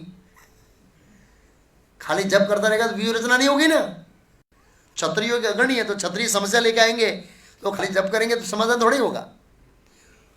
परिराज परिवार में समस्या है तो समस्या के बारे में सोचना पड़ेगा ना भाई, खाली जप करने से सॉल्व नहीं होगा ऐसे। और कुरुवंश के मुखिया इत्यादि, तो अलग अलग विषयों में उनकी बुद्धि मति लगी हुई थी। अब उन्होंने उससे क्या किया, विड्रॉ कर लिया। क्या कर लिया? हटा लिया मन। जीवन भर पितामह भीष्म इन विषयों के अंदर बुद्धि लगाते रहे और अचानक उन्होंने हटा लिया। ये कौन कर सकता है बताएं? मृत्यु के समय सभी विषयों से मन को हटाकर भगवान पर केंद्रित करना, ये कौन कर सकता है? जिन्होंने अनासक्त भाव से कर्म किया है पूरा जीवन, वो ही कर सकता है। बाकी वो अपना मन हटा नहीं सकता, बहुत मुश्किल है। जड़ भरत देखिए, भरत महाराज देखिए, भरत महाराज निसंदेह वही शिक्षा है। भरत महाराज तो एक अनासक्त पुरुष थे और भगवान ने शिक्षा दिया है कि गुजराती में क्या, વધારે પડતી દયા હારી नहीं, દયામાં પણ દોડાયો ના થવું। મોબાઈલ પ્લીઝ સાયલેન્ટ में। तो વધારે દયા કરવી જોઈએ, પણ વધારે પડતી દયા બી આધ્યાત્મિક જીવન में શું છે, હાનિકારક છે। भरत महाराज ने थोड़ी વધારે પડતી दया करना भी है। पूरा पृथ्वी का राज्य छोड़ दिया, राज परिवार छोड़ दिया, धन छोड़ दिया, सेना छोड़ दी, किस में फंस गए? हिरण में फंस गए। तो पितामह भीष्म जैसा व्यक्ति जो पूरे जीवन ऐसे विषयों में व्यस्त था और अचानक मन को हटाना, क्योंकि उन्हें अनासक्त भाव से कर्म किया था। कैसे किया था? और अनासक्त भाव से कर्म वही कर सकता है जो भगवान का क्या होता है, भक्त होता है। शिला प्रभुपाद जी ऐसे ही थे, पितामह भीष्म जैसे। अपने जीवन के क्षणों में लास्ट मोमेंट में सभी विषयों से हमको मन हटा लिया। प्रभुपाद जी इतने चिंतित रहते थे, आप प्रभुपाद लीला में पढ़ेंगे ये बॉम्बे जमीन के बारे में। अरे एक दिन को प्रभुपाद जी रात को उठ के गए, सीमेंट का गोडाउन खुला है। सुबह में टाटा सीमेंट का गोडाउन खुला है, रात को चक्कर लगाने जाते थे, एक छोटी चीज तो प्रभुपाद जी डांटते थे, इतने चिंतित रहते थे। लेकिन जीवन के अंतिम क्षणों में सब कुछ से मन हटा लिया, पूरा फोकस किसके ऊपर कर दिया? कृष्ण के ऊपर। क्यों? अनासक्त भाव से कर्म किया था, अनासक्त भाव से प्रचार किया था, उसमें आसक्ति नहीं थी प्रभुपाद जी की ऐसे। तो अगर हम अनासक्त भाव से कर्म करते हैं और पूरा जीवन रहते हैं तो अनासक्त भाव तभी संभव है जब हम कृष्ण के भक्त बने। तब मृत्यु के समय सभी उससे मन को हटाकर हम भगवान के ऊपर लगा सकते हैं, नहीं तो बड़ा कठिन है। मैंने एक उदाहरण दिया था, एक बार एक बनिया था, वो मरने की तैयारी था, 4 बच्चे थे उसके, करियाना की दुकान थी। एक बच्चा देखने आया कि पिताजी शरीर छोड़ रहे हैं, अच्छा लगा पिताजी को, बेटा आया देखने के लिए आजकल देने आते नहीं है कोई बात नहीं प्रभु, साइड में बैठ जाएंगे, नहीं ऐसे प्रभु ऐसे बैठेंगे थोड़ा हो गया है, अभी तो बहुत समय निकालना है प्रभु, इधर बैठ सकते बीच में, कोई बात नहीं चलेगा। तो दूसरा बेटा आया थोड़ी देर के बाद, अच्छा तुम भी आए बेटा? उससे छोटा बेटा, अच्छा तुम भी आए बेटा? उससे छोटा आया, अच्छा तुम भी आया है? अब नौकर को लगा मालिक जा रहे, मैं भी देख लूं एक बार। लास्ट में नौकर भी आया, अरे तुम भी आए? बोला हाँ। दुकान पर कौन है? मतलब 4 बेटे नौकर, दुकान खाली है, तो उसको बेचारे को झटका लग गया दुकान लूट गई। मतलब ऐसा होता है, व्यक्ति मरने की तैयारी में है पर दुकान याद आ जाती है। बड़ा इतना आसान नहीं है। यम व्यम वापिस मन भावम तते कलेवरम तम तम एवं सदा तद्भाव। लेकिन पितामह भीष्म भगवान के मान भक्त होने का और हमको शिक्षा दे रहे हैं कि जीवन के अंत में हमको सभी विषयों से हमको मन को कृष्ण के ऊपर क्या करना चाहिए? फोकस करना चाहिए। और ये कब होता है? अभ्यास। कैसे होता है? अभ्यास। अगर हमारा जीवन में अभ्यास है तो हो जाएगा, अभ्यास नहीं है तो बहुत मुश्किल है। वो मैंने उदाहरण दिया था अभ्यास का, ऐसे ही एक वो था कपड़े मापने वाला व्यक्ति था, ऐसे पूरा दिन कपड़ा मापता, ट्र ले 1 मीटर, ट्र ले 2 मीटर, ट्र 3 मीटर। रात में सपने में अपनी धोती पकड़ के फाड़ता है, ट्र ले 1 मीटर। वाइफ ने बोला क्या कर रहे हैं? बोला कपड़ा माप रहा है, धोती फाड़, तो धोती फाड़ दी। अब उसका अभ्यास बन गया था। क्या बन गया? अभ्यास बन गया। तो ऐसा होता है, हम देखे जाते हैं ऐसे, इतना आसान नहीं है। क्योंकि क्या है, शरीर जिस तरह से पूरा जीवन काटता है, शरीर की प्रकृति बन जाती है। क्या बन जाती है? प्रकृति, एक स्वभाव बन जाता है। उसको स्वभाव को चेंज करना, भगवान ने भगवत गीता में बताया, इतना आसान नहीं है। प्रकृति के 3 गुणों से प्रभावित होकर स्वभाव बनता है। स्वभाव को बदलना मतलब प्रकृति के 3 गुण को ओवरकम करना, उसको जीतना। और प्रकृति के 3 गुणों को ओवरकम कौन कर सकता है, जी सकता है? माम योगी व्यभिचारेण भक्ति योगेन सेवते सगुणान समत्यत्यान ब्रह्म भूयाय कल्पते। अर्जुन ने प्रश्न पूछा कि प्रकृति के 3 गुणों को ओढ़कर उसको पार करके ऊपर कैसे जाया जाता है, उसके प्रभाव को जीता कैसे जा सकता है? तो भगवान ने बताया कि अनन्य भक्ति। कैसी भक्ति? हाँ, तो इस तरह से हमको शुरुआत से अभ्यास करना पड़ेगा, तब हम मृत्यु के समय कृष्ण का स्मरण करना हमारे लिए क्या रहेगा? आसान रहेगा। और पितामह भीष्म की पूरी शिक्षा यही है, आर्ट ऑफ डाइंग। क्या करना? Art of dying. उन्होंने बताया कि मरना कैसे, ये भी एक बहुत मतलब कला है। फिर आगे कहते हैं, त्रिभुवनम कमनम तमाल वर्णम रवीर गौरवराम्बरम दधाने वपूर्कल कंकुलात्व ददाब्जम विजय सखे रतिर अस्तु में अन्वद्या। श्री कृष्ण के घनिष्ठ मित्र विजय सखे। अब पितामह भीष्म प्रशंसा कर रहे हैं। किसकी प्रशंसा कर रहे हैं? अर्जुन की। क्या अर्जुन की भक्ति है, ये ब्रह्म कृष्ण है, उनको अपनी भक्ति में बांध लिया सखा भाव में, और उनको आदेश दिया कि मेरा रथ चलाओ। वाह, मतलब अर्जुन के गुणगान कर रहे हैं, ईर्षा नहीं है। सख्य भाव से दास्य भाव नीचे है, याद रखिए, सख्य भाव से दास्य भाव नीचे है, गोपियों का भाव सबसे ऊपर है। आगे गोपियों का बखान करेंगे, वो आशीर्वाद लेंगे प्रभुपाद बोले गोपियों का। अर्जुन की प्रशंसा करके आशीर्वाद ले रहे हैं, हालांकि अर्जुन उम्र में छोटा है उससे, और सेम टाइम वो शत्रु है भौतिक दृष्टिकोण से। ऐसे शत्रु नहीं है लेकिन भौतिक दृष्टिकोण बखान कर रहे हैं पितामह भीष्म। तो ये एक बहुत महत्वपूर्ण शिक्षा पितामह भीष्म ने दी कि हमसे कोई भक्ति में आगे बढ़ता है तो हमें उसकी क्या करना चाहिए? सम्मान करना चाहिए, प्रशंसा करनी चाहिए उसकी, नहीं कि उसके पैर खींचना चाहिए, वो आगे बढ़ रहा है उसको पीछे लाओ, ऐसे नहीं होना चाहिए। वो ईर्षा अच्छी नहीं है। ऐसे पितामह भीष्म प्रशंसा कर रहे हैं, विजय सखे श्री कृष्ण अर्जुन के घनिष्ठ मित्र हैं और वे इस धरा पर अपने दिव्य शरीर सहित प्रकट हुए हैं और उनका जो शरीर है तमाल वृक्ष जैसा नीले कलर का है। उनका शरीर तीनों लोगों को आकर्षित करने वाला है। कितने लोगों को? तीनों लोगों में भगवान के जैसा जो फिगर है, बॉडी लस्टर, ऐसा किसी का नहीं है। तीनों लोगों को आकर्षित करने वाले हैं। हम देखते हैं भगवान को हम सर्व आकर्षक कृष्ण कहते हैं। सर्व आकर्षक में सबको आकर्षित करने वाले। लेकिन इस जगत में बहुत सारे जीव वो आकर्षित हो ही नहीं रहे कृष्ण से। कैसे साबित करें कृष्ण सर्व आकर्षक है? बराबर ना? कृष्ण सर्व आकर्षक है, शास्त्र में लिखा है, लेकिन सब जीव तो आकर्षित नहीं हो रहे। इतने जामनगर में इतनी सारी पब्लिक है, इतने ही लोग आकर्षित हुए। क्यों? इसका कारण क्या है? फिलोसॉफिकल कारण है। इसका कारण ये है कि लोही चुंबक के अंदर स्वाभाविक गुण रहता है किसको आकर्षित करना? लोहे को आकर्षित करना। अब वो कौन सी परिस्थिति में लोहे को आकर्षण नहीं करता है पता है आपको?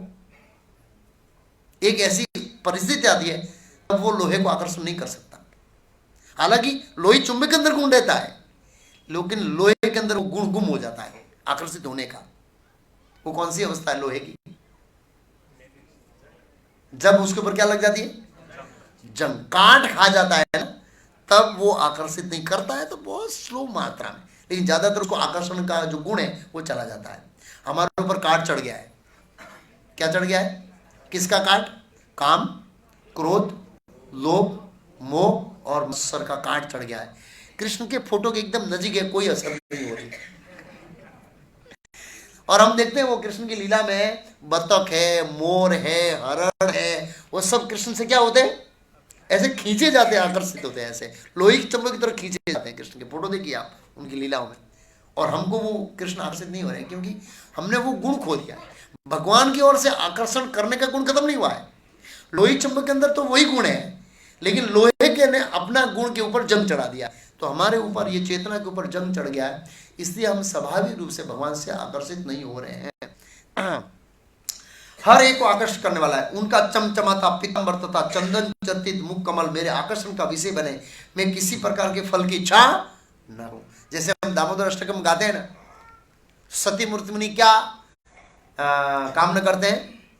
सदा में मनुष्य गोपाल बालम, सदा में मनुष्य गोपाल बाल। ये गोपाल बाल का जो रूप है यशोदा माँ से डरा हुआ है, घबरा, ये रूप मेरे हृदय में सदा बसता रहे और मुझे कोई वरदान की कामना नहीं। और पितामह भीष्म वो सत्यव्रत मुनि कौन से भाव में? वात्सल्य भाव में, क्योंकि बाल गोपाल का रूप उनको पसंद है। पितामह भीष्म को कौन सा पसंद है? चमचमाता हुआ, आगे बताएंगे, योद्धा का रूप, भगवान योद्धा रूप में है। ये दास्य रस में है, लेकिन कौन? वीर रस है। वीर रस में पितामह भीष्म की स्तुति कर रहे हैं। उनको वीरता वाला जो रूप है वो आकर्षित करने वाला, बंसी बजाने वाला आकर्षित करने वाला नहीं। वो ऐसा नहीं करेंगे कृष्ण बंसी बजा रहे बहुत अच्छा लग रहे हैं, अभी बताएंगे, ऐसे बताएंगे आगे। पीताम्बर तथा चंदन चर्चित मुख कमल मेरे आकर्षण के विषय बने, किसी प्रकार की फल की मैं कामना न करूं। आगे भीष्म कहते हैं ऐसे। वीर रस के बारे में उन्होंने प्रभुपाद जी लिखा, युति तुरंग रज विभ्रम विश्व कलुलित सरंवारी अलंकृत आसे मम नीतिश सरे विद्यमाना तय विलसत कव्य अस्तु कृष्ण आत्मा रतिर अस्तु। हर श्लोक के विषय क्या बोलेंगे? रतिर अस्तु, रतिर अस्तु। रति मतलब आसक्ति, मेरी उनमें रति हो, मेरी उनमें रति हो। तो क्या पिता भीष्म की रति नहीं? प्रभुपाद बोले निसंदेह है, लेकिन एक भक्त फिर भी प्रार्थना करता है कि मेरी और आसक्ति कृष्ण बढ़े। युद्ध क्षेत्र में जहां मित्रता बस श्री कृष्ण अर्जुन के साथ रहे, भगवान कृष्ण के लहराते केस घोड़ों की टापों से उठी धूल से दूषित हो गए थे। शर्म के कारण उनका मुख मंडल पसीने की बूंदों से भीग गया था। मेरे तीक्ष्ण बाणों से बने घावों से इन अलंकरणों की शोभा उन्हें अच्छी लग रही थी। मेरा मन उसी कृष्ण के ऊपर लगे। मतलब जो भगवान का जो रूप था रथ चलने। प्रभुपाद जी एक जगह लिखा तात्पर्य में कि अर्जुन को भगवान कृष्ण का दर्शन का लाभ जितना नहीं मिला उतना किसको मिला? पितामह भीष्म का। ज्यादातर समय पितामह भीष्म और अर्जुन का युद्ध हुआ, और पितामह भीष्म जानबूझकर अर्जुन से युद्ध कर देते। क्यों? कृष्ण को देखने को मिलेगा। वो दूसरे तो आप जाओ, मैं तो अर्जुन के साथ लड़ूंगा क्योंकि उसमें कृष्ण को देखूंगा ऐसे। इसलिए और वो इस देखिए, आप सोच सकते हैं एक चीज बहुत महत्वपूर्ण यहां पर है कि युद्ध में कितनी झंझट होती है, लेकिन युद्ध के दृश्य है वो पिता भीष्म के मन के ऊपर छप गए, उन दृश्यों का यहां वर्णन कर रहे हैं। तो हमारे ऊपर एक गहरी छाप पड़नी चाहिए, छाप, वो भूले नहीं पा रहे, वो दृश्य है। तो कहा जाता है श्रवण का फल स्मरण होता है, तो इन्होंने दर्शन किया है, दर्शन का फल क्या हो रहा है, स्मरण। उन्होंने दर्शन किया, तो साक्षात भगवान का दर्शन तो नहीं कर सकते हैं, लेकिन आचार्य कहते हैं श्रवण का फल क्या होना चाहिए, स्मरण। सुनते हैं ना, फिर उसको स्मरण होना चाहिए, हम उसको चिंतन होना चाहिए, भगवान ऐसा ऐसा ऐसा ऐसा। तो पिता भीष्म ऐसा कह रहे हैं, युद्ध क्षेत्र में जहां मित्रता व श्री कृष्ण अर्जुन के साथ रहे, अर्जुन के साथ भगवान कृष्ण क्यों रहे, मित्रता। भगवान ने अर्जुन ने भगवान को मांगा था, महाभारत में कथा आती है, मैंने कई बार बताई। दुर्योधन और अर्जुन दोनों गए थे भगवान से सहायता लेने के लिए, तो दोनों गए थे, तो दुर्योधन जाके कहां बैठ गया और अर्जुन कहां खड़ा रहा। कोई व्यक्ति उठता है, भगवान उस समय सो रहे थे, मतलब आंख खुली थी, लेकिन दुर्योधन को देख आंख बंद कर दी है, इस दुष्ट को नहीं देखना है। हम भी ऐसा करते हैं, कोई आदमी आता है जिसके साथ हमारा जमता नहीं ना, मुंह घुमा लेते हैं ऐसा नहीं करते हैं, लेकिन हमारा पहचान वाला मित्र था, लेकिन जो हम जिसको चाहते नहीं है ना, वो आता तो मुंह घुमा लेते। भगवान बोले यार इस दुष्ट का मुंह कौन देखेगा यार। लेकिन फिर भी एक जीव होने के कारण भगवान नेग्लेक्ट नहीं कर सकते ऐसे। तो भगवान उठे, पूछा पार्थ कब आए, दुर्योधन कहा मैं भी आया हूं। भगवान बोले ऐसे तिरछी नजर से देखा, ओ राजकुमार आप भी आए ऐसे, और दोनों का समाचार पूछा, दोनों ने बताया कि हम मदद के लिए आए। भगवान ने कहा वो पहले मैंने देखा अर्जुन को है, तो इसको वरदान का, इसको पहले मुंह मांगा वरदान देना पड़ेगा। और दूसरा, शास्त्र कहते हैं कि बालक को पहले इच्छित वस्तु देना चाहिए, ये तेरे से छोटा है। अब दुर्योधन, भगवान ने कहा देखो भाई एक साइड में मैं अकेला हूं, थोड़ा मेरा पॉलिटिशियन नेचर है, मैं अंदर तो लड़ा तो बहुत हूं, मतलब भगवान का पाप ही है था। और एक साइड में मेरी चतुर्मुखी सेना है, हथ दल, रथ दल, अश्वदल, पैदल, ये चतुर्मुखी सेना कहते हैं। नारायणी सेना है, चॉइस, पहले चॉइस अर्जुन को मिलनी चाहिए। तो दुर्योधन मन में प्रार्थना करने लगा, हे भगवान इस मूर्ख अर्जुन को बुद्धि दे, ये ग्वाले को मांग ले, ये नारायणी सेना मेरे लिए छोड़ दे। भगवान अंदर हृदय में बैठे थे, दुर्योधन के बोला चिंता मत कर, अर्जुन मेरे को ही मांगेगा हाँ, मेरे को ही मांगेगा। अर्जुन ने कहा प्रभु आप आ जाइए। दुर्योधन बड़ा खुश हो गया, ओ हरि बोल भेज देना, मैं जा रहा हूँ। बाद में भगवान ने बताया अर्जुन को, ऐसी मूर्खता क्यों किया, नारायणी सेना मांगनी चाहिए। बोला आप नारायणी सेना के ऊपर भी भारी पड़ेंगे, आप कुछ नहीं करेंगे, मेरी छावनी में आके सो जाएंगे न प्रभु, तो भी मेरा काम हो जाएगा। क्यों, यत्र योगेश्वर कृष्ण तत्र धनुर्धर अर्जुन, जहां कृष्ण है विजय वही होगी।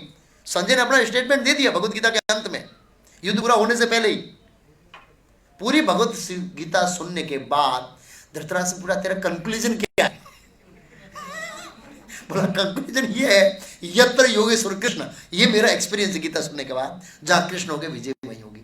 और कोई प्रश्न, और प्रश्न क्या पूछ सकते, जब विजय पाने की है कोई प्रश्न नहीं। एक ही प्रश्न पूछा, क्या पूछा, धृतराष्ट्र धर्म क्षेत्रे कुरुक्षेत्रे संवेतायुष माम का पांडवा किम कुरुत संजय, उन्होंने क्या किया, किसकी विजय होगी, बोला पांडवों की विजय होगी। और कोई क्वेश्चन महाराज, बोला कोई क्वेश्चन नहीं। अब क्या क्वेश्चन पूछे, पूरा हो गया, विजय तो उनकी है। ऐसे तो कहने का मतलब है अर्जुन ने मांगा। तो यहां पर आचार्य शिक्षा देते हमको, अर्जुन ने भगवान को मांगा और दुर्योधन ने भगवान की शक्ति को मांगा। पछताया कौन, दुर्योधन शक्ति को मांगा और अर्जुन भगवान को मांगा। जो लोग भगवान की शक्ति को मांगते हैं वो जेल में रोएंगे। ज्यादातर लोग भगवान की शक्ति को मांगते, भगवान को नहीं मानते। भगवान को मांगते तो भगवान की सेवा करनी पड़ेगी, क्या करनी पड़ेगी, हाँ भगवान को क्या मांगे, भगवान की शक्ति मांग, और शक्ति जब चला जाती है सब हो गया।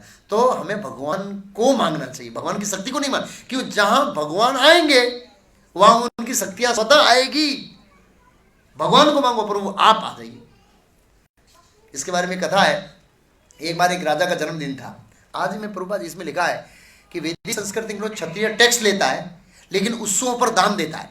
बोला आज के नेता कभी किसी को दान नहीं देते, जो दान होते वे ले लेते हैं, देते नहीं।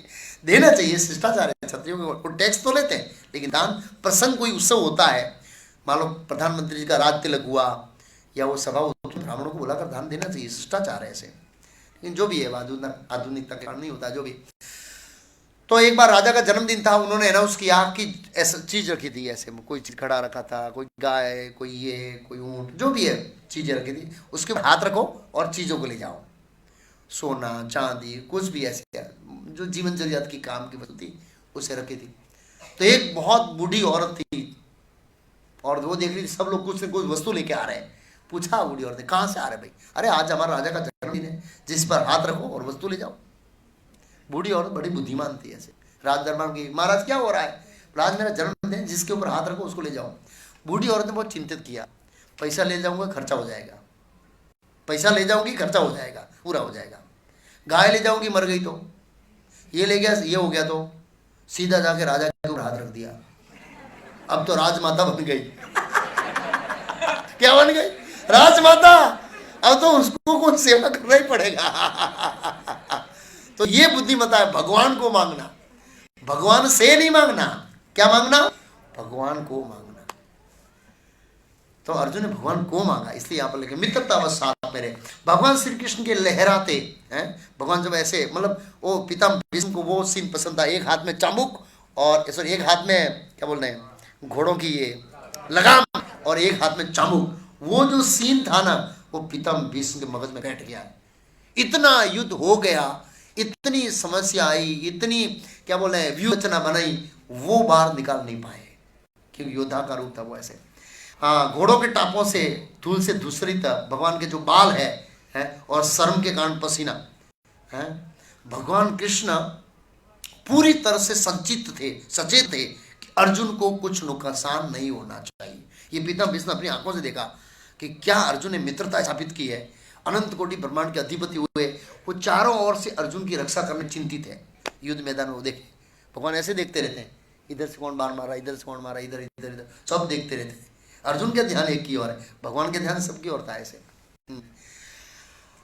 मेरे तीक्ष्ण बाणों से बने घावों से, पिता भीष्म ने तीक्ष्ण बाण मारे थे, घावों से अलंकारित लग रहे थे सब, पसीना खून की बूंदें ऐसे उनको पसंद थी, ऐसे अच्छी लग रही थी। मेरा मन उन्हीं कृष्ण के पास चले।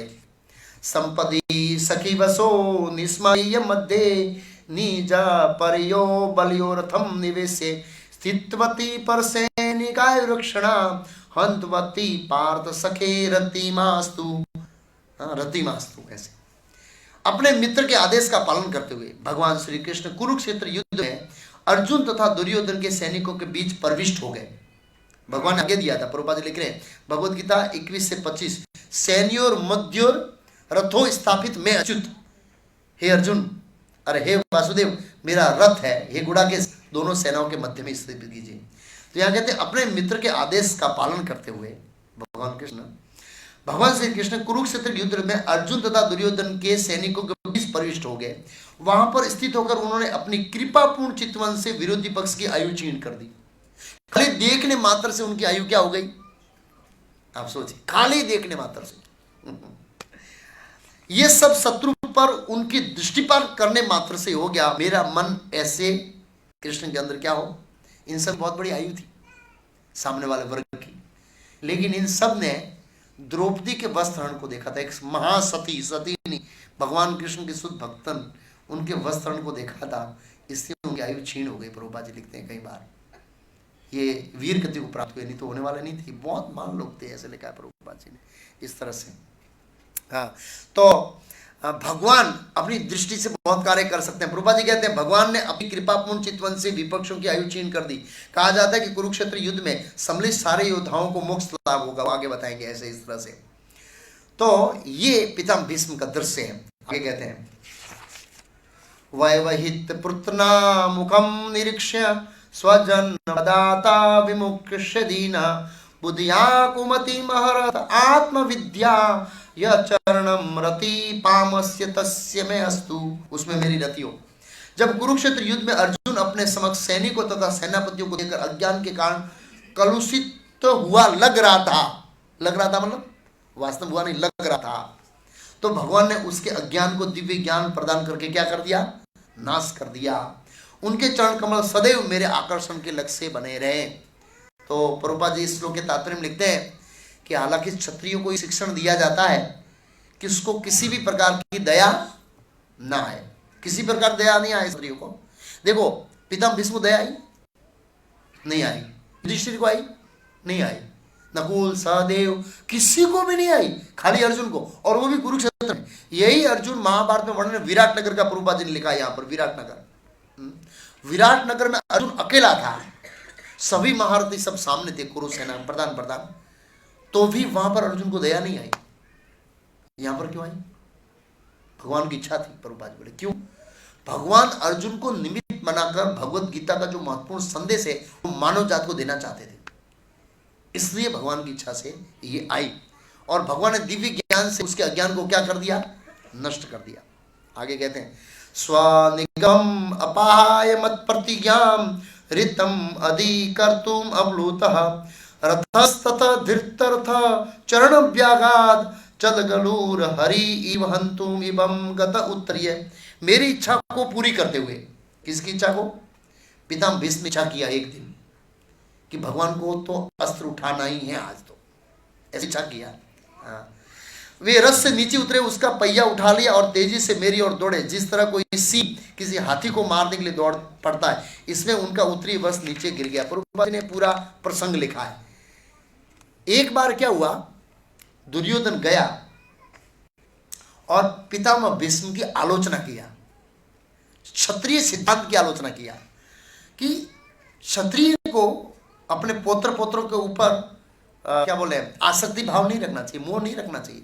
आप क्षत्रिय होकर ये रखते हैं, आपको इतना अच्छा शिक्षण मिला परशुराम से, आपने परशुराम को नहीं छोड़ा, किसको नहीं छोड़ा, उनसे युद्ध किया, आप अर्जुन के ऊपर दया कर रहे हैं, आप कैसे क्षत्रिय? अब बढ़ गए। क्षत्रिय तो क्षत्रिय होता है।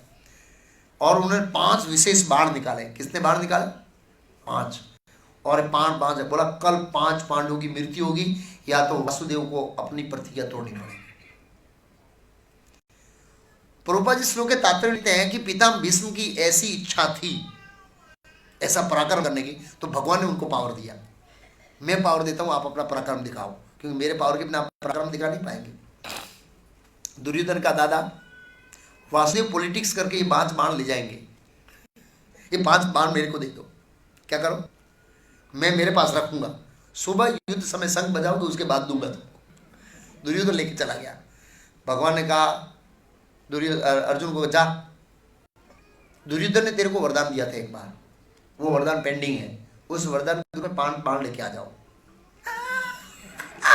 भगवान तो कहीं से भी कहीं अरेंज कर लेते, अपने भक्त का कहीं से पहले से रास्ता करके रखा था। दुर्योधन ने ये वरदान अर्जुन को कब दिया था, किसी को पता? वरदान मांग में बहुत प्रसन्न हूं, गंधर्वों के साथ युद्ध किया था काम्य वन के अंदर। जब गंधर्व पकड़ के ले जा रहे थे तो अर्जुन ने छुड़ाया था, तो उपकारी हो गया। तो वरदान मांग, तो आया क्या चाहिए? 5 बाण। अरे 5 बाण क्या, राज्य दे दूंगा, मांगने तू। बोला राज्य तो मैं युद्ध करके लूंगा, ऐसे नहीं लूंगा। ये भी क्षत्रिय है ना, ऐसे थोड़ी लेगी। हाँ ऐसे बोला, तू राज्य मांगे, मैं राज्य दे दूंगा। उसके वरदान बोला राज्य नहीं चाहिए, 5 बाण दे, तो मतलब राज्य मिल गया। तो लेकिन चला गया और सुबह में शंख बजाने बोला मेरे 5 बाण। अरे वो तो अर्जुन ले गया। तो पितामह भीष्म को समझने में प्रभुपाद जी देर नहीं लगी कि ये वासुदेव का काम है, और गुस्सा आया पितामह भीष्म को, आ गए काम से। और भगवान कृष्ण ने पितामह भीष्म को ऐसा पावर दिया, प्रभुपाद लिखे कृष्ण और अर्जुन दोनों संकट में पड़ गए, दोनों संकट में पड़ गए। इतना पावर बताया पितामह भीष्म ने, इतना पावर। और अर्जुन को पहली बार पसीना छूटा, घबराया इसलिए, और भगवान की जांघ पर पड़ा। अर्जुन भगवान देखा, बाप रे बाप, घबरा गया। क्षत्रिय घबराया मीन्स बहुत ज्यादा युद्ध में टिकता नहीं है।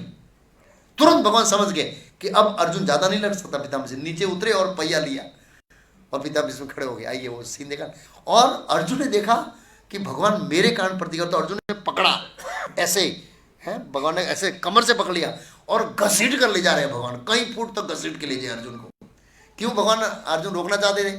अच्छा है मार दो इसको, युद्ध पूरा हो जाए। नहीं, आपकी इज्जत का सवाल है, लोग आपकी निंदा करेंगे। वासुदेव ने मूर्ख अर्जुन के लिए अपनी प्रतिज्ञा तोड़ी, मेरी इज्जत का सवाल है, ये क्षत्रिय के ऊपर एक कलंक है, इससे रोका। और प्रभा जी इसमें उदाहरण देते हैं, बहुत अच्छा उदाहरण देते हैं। प्रभा जी उदाहरण देते हैं कि पितामह भीष्म किस तरह झपटे, जैसे सिंह हाथी पर झपटता है। अर्जुन के रोकने के बाद भी भगवान रुक नहीं रहे। जिस तरह एक प्रेमी प्रेमिका को मलने जाता है, दुनिया की कोई ताकत उसमें बाधा आती है ना, वो रुकता नहीं है। प्रभा जी उदाहरण दिया, वो सब बाधाओं को निकाल कर जाता ही उसको मिलने के लिए। इस तरह से पितामह भीष्म उतर खींच रहे थे, इसलिए ऐसे। तो यहां पर बहुत अच्छा प्रभुपाद जी ने तात्पर्य लिखा है कि पितामह भीष्म ने बहुत बाण मारे थे भगवान के शरीर में, और ऐसा लग रहा था कि लोई लुहान। प्रभुपाद जी बोले भगवान के शरीर में कभी लोई उत्पन्न नहीं था, ये पितामह भीष्म को भाव बढ़ाने के लिए। प्रभुपाद जी ने 2 एग्जाम्पल दिया, 2 आचार्यों का, पितामह भीष्म को, अरे भगवान कृष्ण के बाण कैसे लगे उसका 2 एग्जाम्पल दिया है ऐसे। हाँ, अगला श्लोक में आएगा। प्रभुपाद जी बोलते हैं, शीत विशीक हत विशीर्ण दंस क्षतज परिलुप्त आतदायिन मैं प्रसभम अभि संसार मत मदर्थम स भवतु में भगवान गति मुकुंदा। भगवान श्री कृष्ण जो मोक्ष के दाता है, भगवान का एक नाम क्या है? मुकुंद है, मोक्ष के दाता, वो ही मोक्ष दे सकते हैं, और कोई मोक्ष नहीं दे सकता। वे मेरे अंतिम गंतव्य स्थान, अंतिम मेरे जीवन के अंतिम लक्ष्य है। युद्ध क्षेत्र में उन्होंने मेरे ऊपर आक्रमण किया, मानो वे मेरे पहने बाणों से बने घावों के कारण क्रुद्ध हुए हो। मतलब भगवान इस तरह क्रुद्ध हुए कि पितामह भीष्म ने बाण मारा तो भगवान को पीड़ा हुई, इसलिए क्रुद्ध हुए, ऐसा लग रहा, लेकिन वास्तव में ऐसा नहीं था। उनका कवच छितरा गया था और उनका शरीर खून से छन गया था, खून से खून निकला था पूरे शरीर से। तो पहला तो प्रभुपाद जी इस श्लोक में 3 पॉइंट प्रभुपाद जी ने बहुत मान लिखा है। पहला लिखा है कि भगवान के शरीर में खून उत्पन्न नहीं होता है। क्यों? इस उपनिषद में एक श्लोक है, उसमें कहा है भगवान के शरीर में वो नहीं है, क्या बोले, नसें खून मज्जा ये सब नहीं है भगवान के शरीर में। लिखा है दिव्य शरीर है। कैसा शरीर है? हाँ, उसमें हड्डियां नहीं है, गुलाब की पंखुड़ियों के समान कोमल है। तो हम सोच रहे कंस को ऐसे मारा तो कंस मर कैसे गया? उनका हाथ तो गुलाब की पंखुड़ी के समान कोमल है, वो एका क्यों नहीं हो गया? तो जसोमती नंद प्रभु गुजरात के प्रमुख, जो अभी तो उन्होंने शरीर छोड़ दिया, भगवत धाम गए, उन्होंने प्रश्न पूछा कि प्रभुपाद जी कृष्ण के शरीर में हड्डियां नहीं है तो शरीर मेंटेन कैसे होता है? ऐसे गुलाब की पंखुड़ी को दब नहीं जाता है? प्रभुपाद जी बोला वो तो तुम गोलोक जाएगा और हाथ पकड़ेगा तभी तेरे को पता लगेगा। मतलब प्रभुपाद ये कहना चाहते थे उसका कोई एग्जाम्पल बुद्धि जगत में दे नहीं सकता, कोई तुलना, ऐसी कोई सॉफ्ट चीज नहीं है जो बिना के कारण बैलेंस हो। ऐसे प्रभुपाद ने मजाक किया ऐसे। तो भगवान के शरीर में ये नहीं है, लेकिन पितामह भीष्म को भाव उत्पन्न करने के लिए जो भौतिकवादी लोग, अज्ञानी लोग सोचते हैं देखो भगवान के शरीर में खून निकला, वो शरीर हमारे जैसा है, लेकिन वो भगवान ने अपनी योग शक्ति से निकाला है। पितामह भीष्म को वीर रस का आस्वादन करने निकाला है। प्रभुपाद जी ने दूसरा लिखा है, जो 2 आचार्य ने कमेंट्री लिखी है, पितामह भीष्म ने बाण मारा तो कृष्ण को कैसे लगा। एक है विश्वनाथ ठाकुर और एक है बलदेव विद्याभूषण। दोनों आचार्य अपनी अपनी स्थिति में अलग अलग स्तर पर हैं। बलदेव विद्याभूषण मतलब साधना भक्ति के स्तर पर है, विश्वनाथ ठाकुर माधुरी भक्ति के स्तर पर है। तो दोनों का जो भगवान की लीला के संबंधित कमेंट्री है वो अलग स्तर की है। बलदेव विद्याभूषण कह रहे हैं कि जैसे कोई एक भक्त होता है, भगवान को पूजा करता है, फूल ऐसे लगाया, भगवान को फूल लग गया, ऐसे बाण लगे। विश्वनाथ ठाकुर रस माधुर्य रस के आचार्य, उन्होंने बोला ऐसा लग रहा है कि कोई गोपी चुंबन कर रही है, बाण लगता है ना, तब उनको भगवान को ऐसा एहसास हो रहा है। तो अलग अलग आचार्य अपनी स्थिति के अनुसार अलग अलग लीलाओं के माध्यम से अलग अलग रस आस्वादन करते हैं। तो ऐसा लिखा है भगवान के बारे में ऐसे। लेकिन ये जो रूप है भगवान का, ऐसे शोभा देने वाला, पितामह भीष्म खून खराबा वाला, गुस्से वाला, ऐसे आगे कहते हैं विजय रथ कुटुंबे आतत्रोपे दीर्घ। अच्छा, ये एक चीज है, मतलब दुर्योधन के बारे में बोलना भूल गया। मतलब दुर्योधन ऐसे गया गुजरा था, लेकिन क्षत्रिय होने के कारण वचन का क्या है? पक्का है, वचन का पक्का है। उसको पता है भले मैं हार जाऊं, लेकिन मैं इसको बोला था वरदान देना, तो मैं बाण दे देता हूं। नहीं बोला नहीं दूंगा, ऐसे नहीं बोला, ऐसा नहीं, मन तो यादत नहीं हारी, तार नोटरी का बीज भी है ना।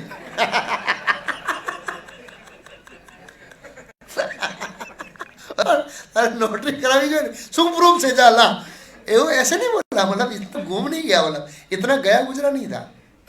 और महाभारत में ये भी लिखा है, जब अश्वत्थामा ने सोते हुए 5 पांडव के पुत्रों को मार दिया, उसको अच्छा नहीं लगा, बोले ये क्षत्रिय धर्म के विरुद्ध है, इस तरह से अच्छा नहीं लगा बालकों को मारना ऐसे। तो मतलब क्षत्रिय था वो, ऐसे वीरतापूर्ण लड़ना चाहता था, वीरतापूर्ण शरीर छोड़ना चाहता था, इस तरह से। विजय रथ कुटुंबे आत प्रोते धृत रश्मिनी तत श्रिया ईक्षणीय भगवती रति अस्तु मे मुमुर्षो मम हृदय निरीक्ष्य हता स्वरूपकम। मृत्यु के अवसर पर मेरा चरम आकर्षण भगवान श्री कृष्ण के प्रति हो, मैं अपना ध्यान अर्जुन के उस सारथी पर एकाग्र करता हूं। विजय रथ कुटुंबे, विजय रथ कुटुंबे मतलब अर्जुन को विजय का है। क्यों? क्योंकि भगवान उनके साथ होने के कारण उनकी विजय क्या है? निश्चित है।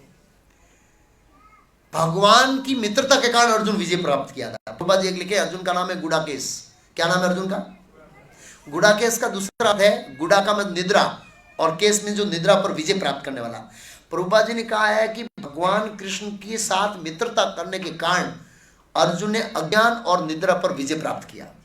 किस पर विजय प्राप्त किया? अज्ञान और निद्रा पर विजय प्राप्त किया।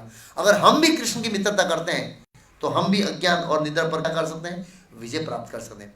और कृष्ण की मित्रता के कारण अर्जुन की क्या हुई? विजय हुई। इसलिए कहा है विजय रथ कुटुंबहा। मैं अपना ध्यान अर्जुन के उस सारथी पर एकाग्र करता हूं।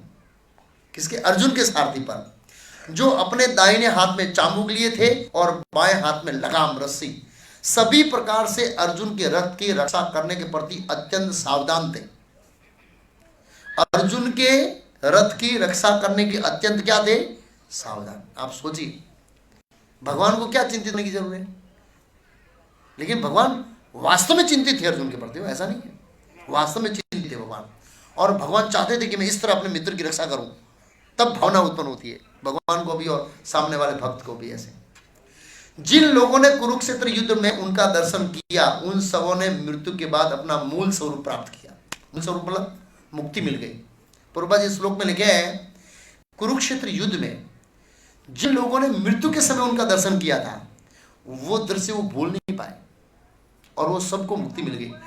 महाभारत में ऐसा लिखा है कि ज्यादातर लोग हैं किस पक्ष में रहेंगे वो कोई निर्णय नहीं था, धर्म के अनुसार युद्ध करेंगे और वीर गति को प्राप्त होंगे और कहां जाएंगे? स्वर्ग।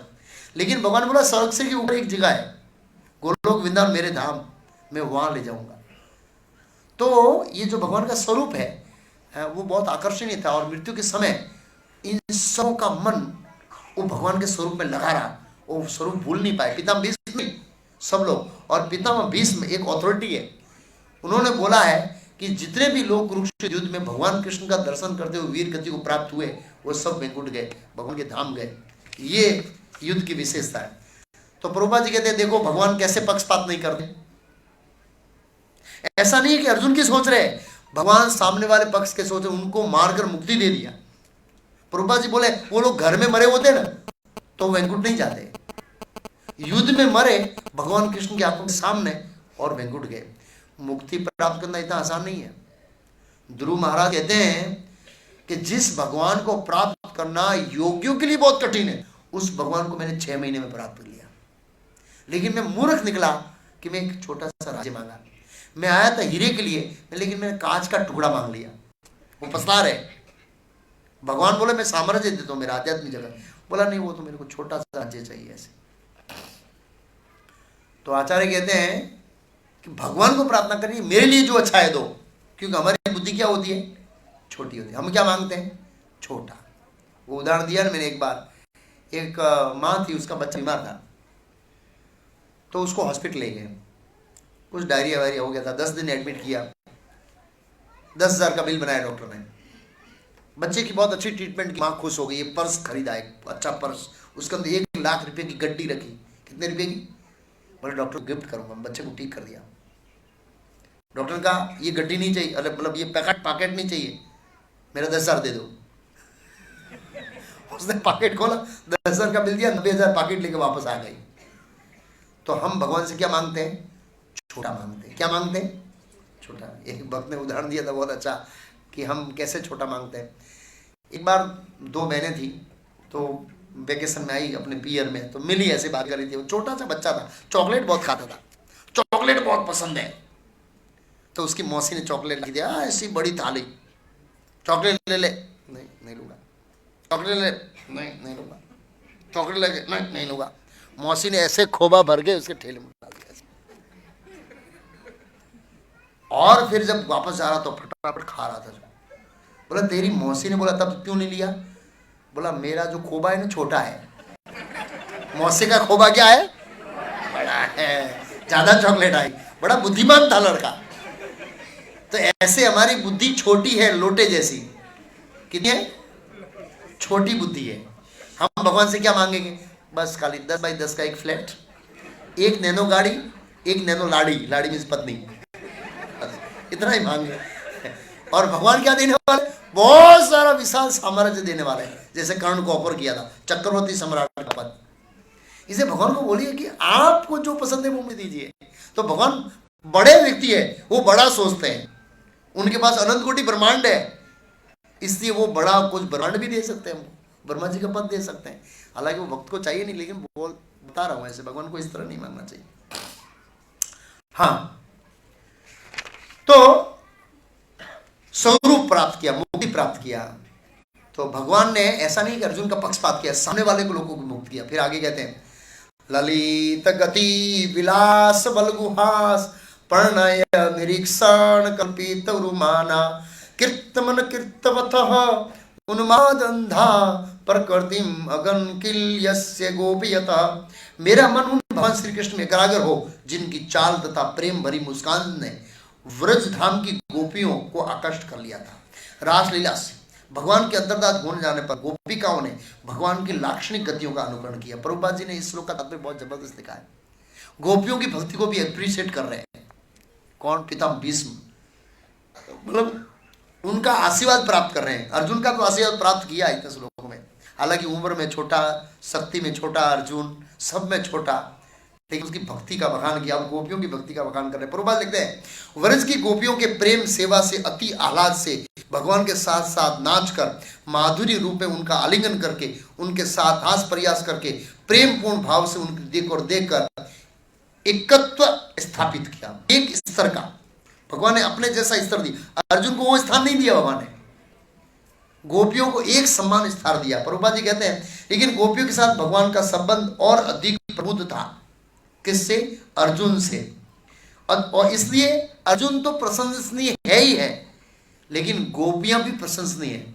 और प्रभुपाद जी बताते हैं पितामह भीष्म गोपियों का आशीर्वाद लेकर कहां जाना चाहते थे? भगवान के धाम जाना चाहते थे। तो शुद्ध भक्त है जो हमसे ऊपर है भक्ति में, उनका आशीर्वाद लेना ही चाहिए। हालांकि गोपियां तो पितामह भीष्म एक स्त्रियां हैं सामान्य, उनको कोई पहचान नहीं। पितामह भीष्म पूरे वर्ल्ड में विख्यात थे, लेकिन पितामह भीष्म की नम्रता देखिए आप, कितनी नम्रता है उच्च कोटि की। ध्रुव महाराज की नम्रता देखिए। श्रीमद् भागवत में मैं पढ़ रहा था, ध्रुव महाराज वेंकुट प्रयाण कर रहे थे बद्रिक आश्रम से। प्रयाण करने से पहले वहां बहुत सारे ऋषि मुनि थे बद्रिक आश्रम में। वो सब ऋषि मुनि को गए, सबका चरण स्पर्श किया। क्या किया? आशीर्वाद मांगा कि वेंकुट में जाकर भगवान के भक्तों के साथ मैं सेवा करूं, ऐसा आशीर्वाद दीजिए। अरे जो वेंकुट जा रहा है वो आशीर्वाद देने का अधिकारी है, लेने का अधिकारी नहीं है। ये तो भौतिक जगत में बैठे हुए हैं, लेकिन ये ध्रुव महाराज की क्या है? नम्रता है। ऐसे अरे तो मेरा मन भगवान श्री कृष्ण में गोपियों का बखान करते हुए ऐसा कर रहे हैं, गोपियों का आशीर्वाद ले रहे हैं। तो इस तरह से भक्त को आशीर्वाद लेने मुनिकार निरप्रवीर्य संगलंत सदसी युधिष्ठिर राजसूय ऐसामणाम उपदेत क्षणीयमं दृष्टि गोचर ऐसा विआत्मा। महाराज युधिष्ठिर द्वारा संपन्न राजसूय यज्ञ में विश्व के सारे महापुरुषों, राजाओं तथा विद्वानों की एक महान सभा हुई थी, और इस सभा में सबों ने श्री कृष्ण की पूजा परम पूज्य भगवान रूप में की थी। यह सब मेरी आंखों के सामने हुआ और मैंने इस घटना को याद रखा, जिससे मेरा मन भगवान में क्या कर रहे? लगा रहे। तो श्रीमद् भागवतम के 7वें स्कंद में राजसूय यज्ञ की कथा आती है। वहां पर ऐसा बताया है कि वो रासु यज्ञ एक ऐसा यज्ञ था जिसमें इस ब्रह्मांड के श्रेष्ठ पुरुष मौजूद थे। कैसे पुरुष? श्रेष्ठ। ब्रह्मा जी, शिव जी, देवराज इंद्र, परशुराम, वशिष्ठ, बहुत बड़े बड़े महर्षि, ऋषि, ब्रह्म ऋषि, देव ऋषि मौजूद थे। उन सभा समस्त लोगों की उपस्थिति में कृष्ण को परम पुरुष के रूप में स्थापित किया गया। परम पुरुष भगवान है। और बोले ये दृश्य मेरी आंखों के सामने हुआ और मैंने उसको याद रखा, जिससे मेरा मन भगवान कृष्ण में क्या करता रहे? लगा रहे। ये बहुत महत्वपूर्ण है।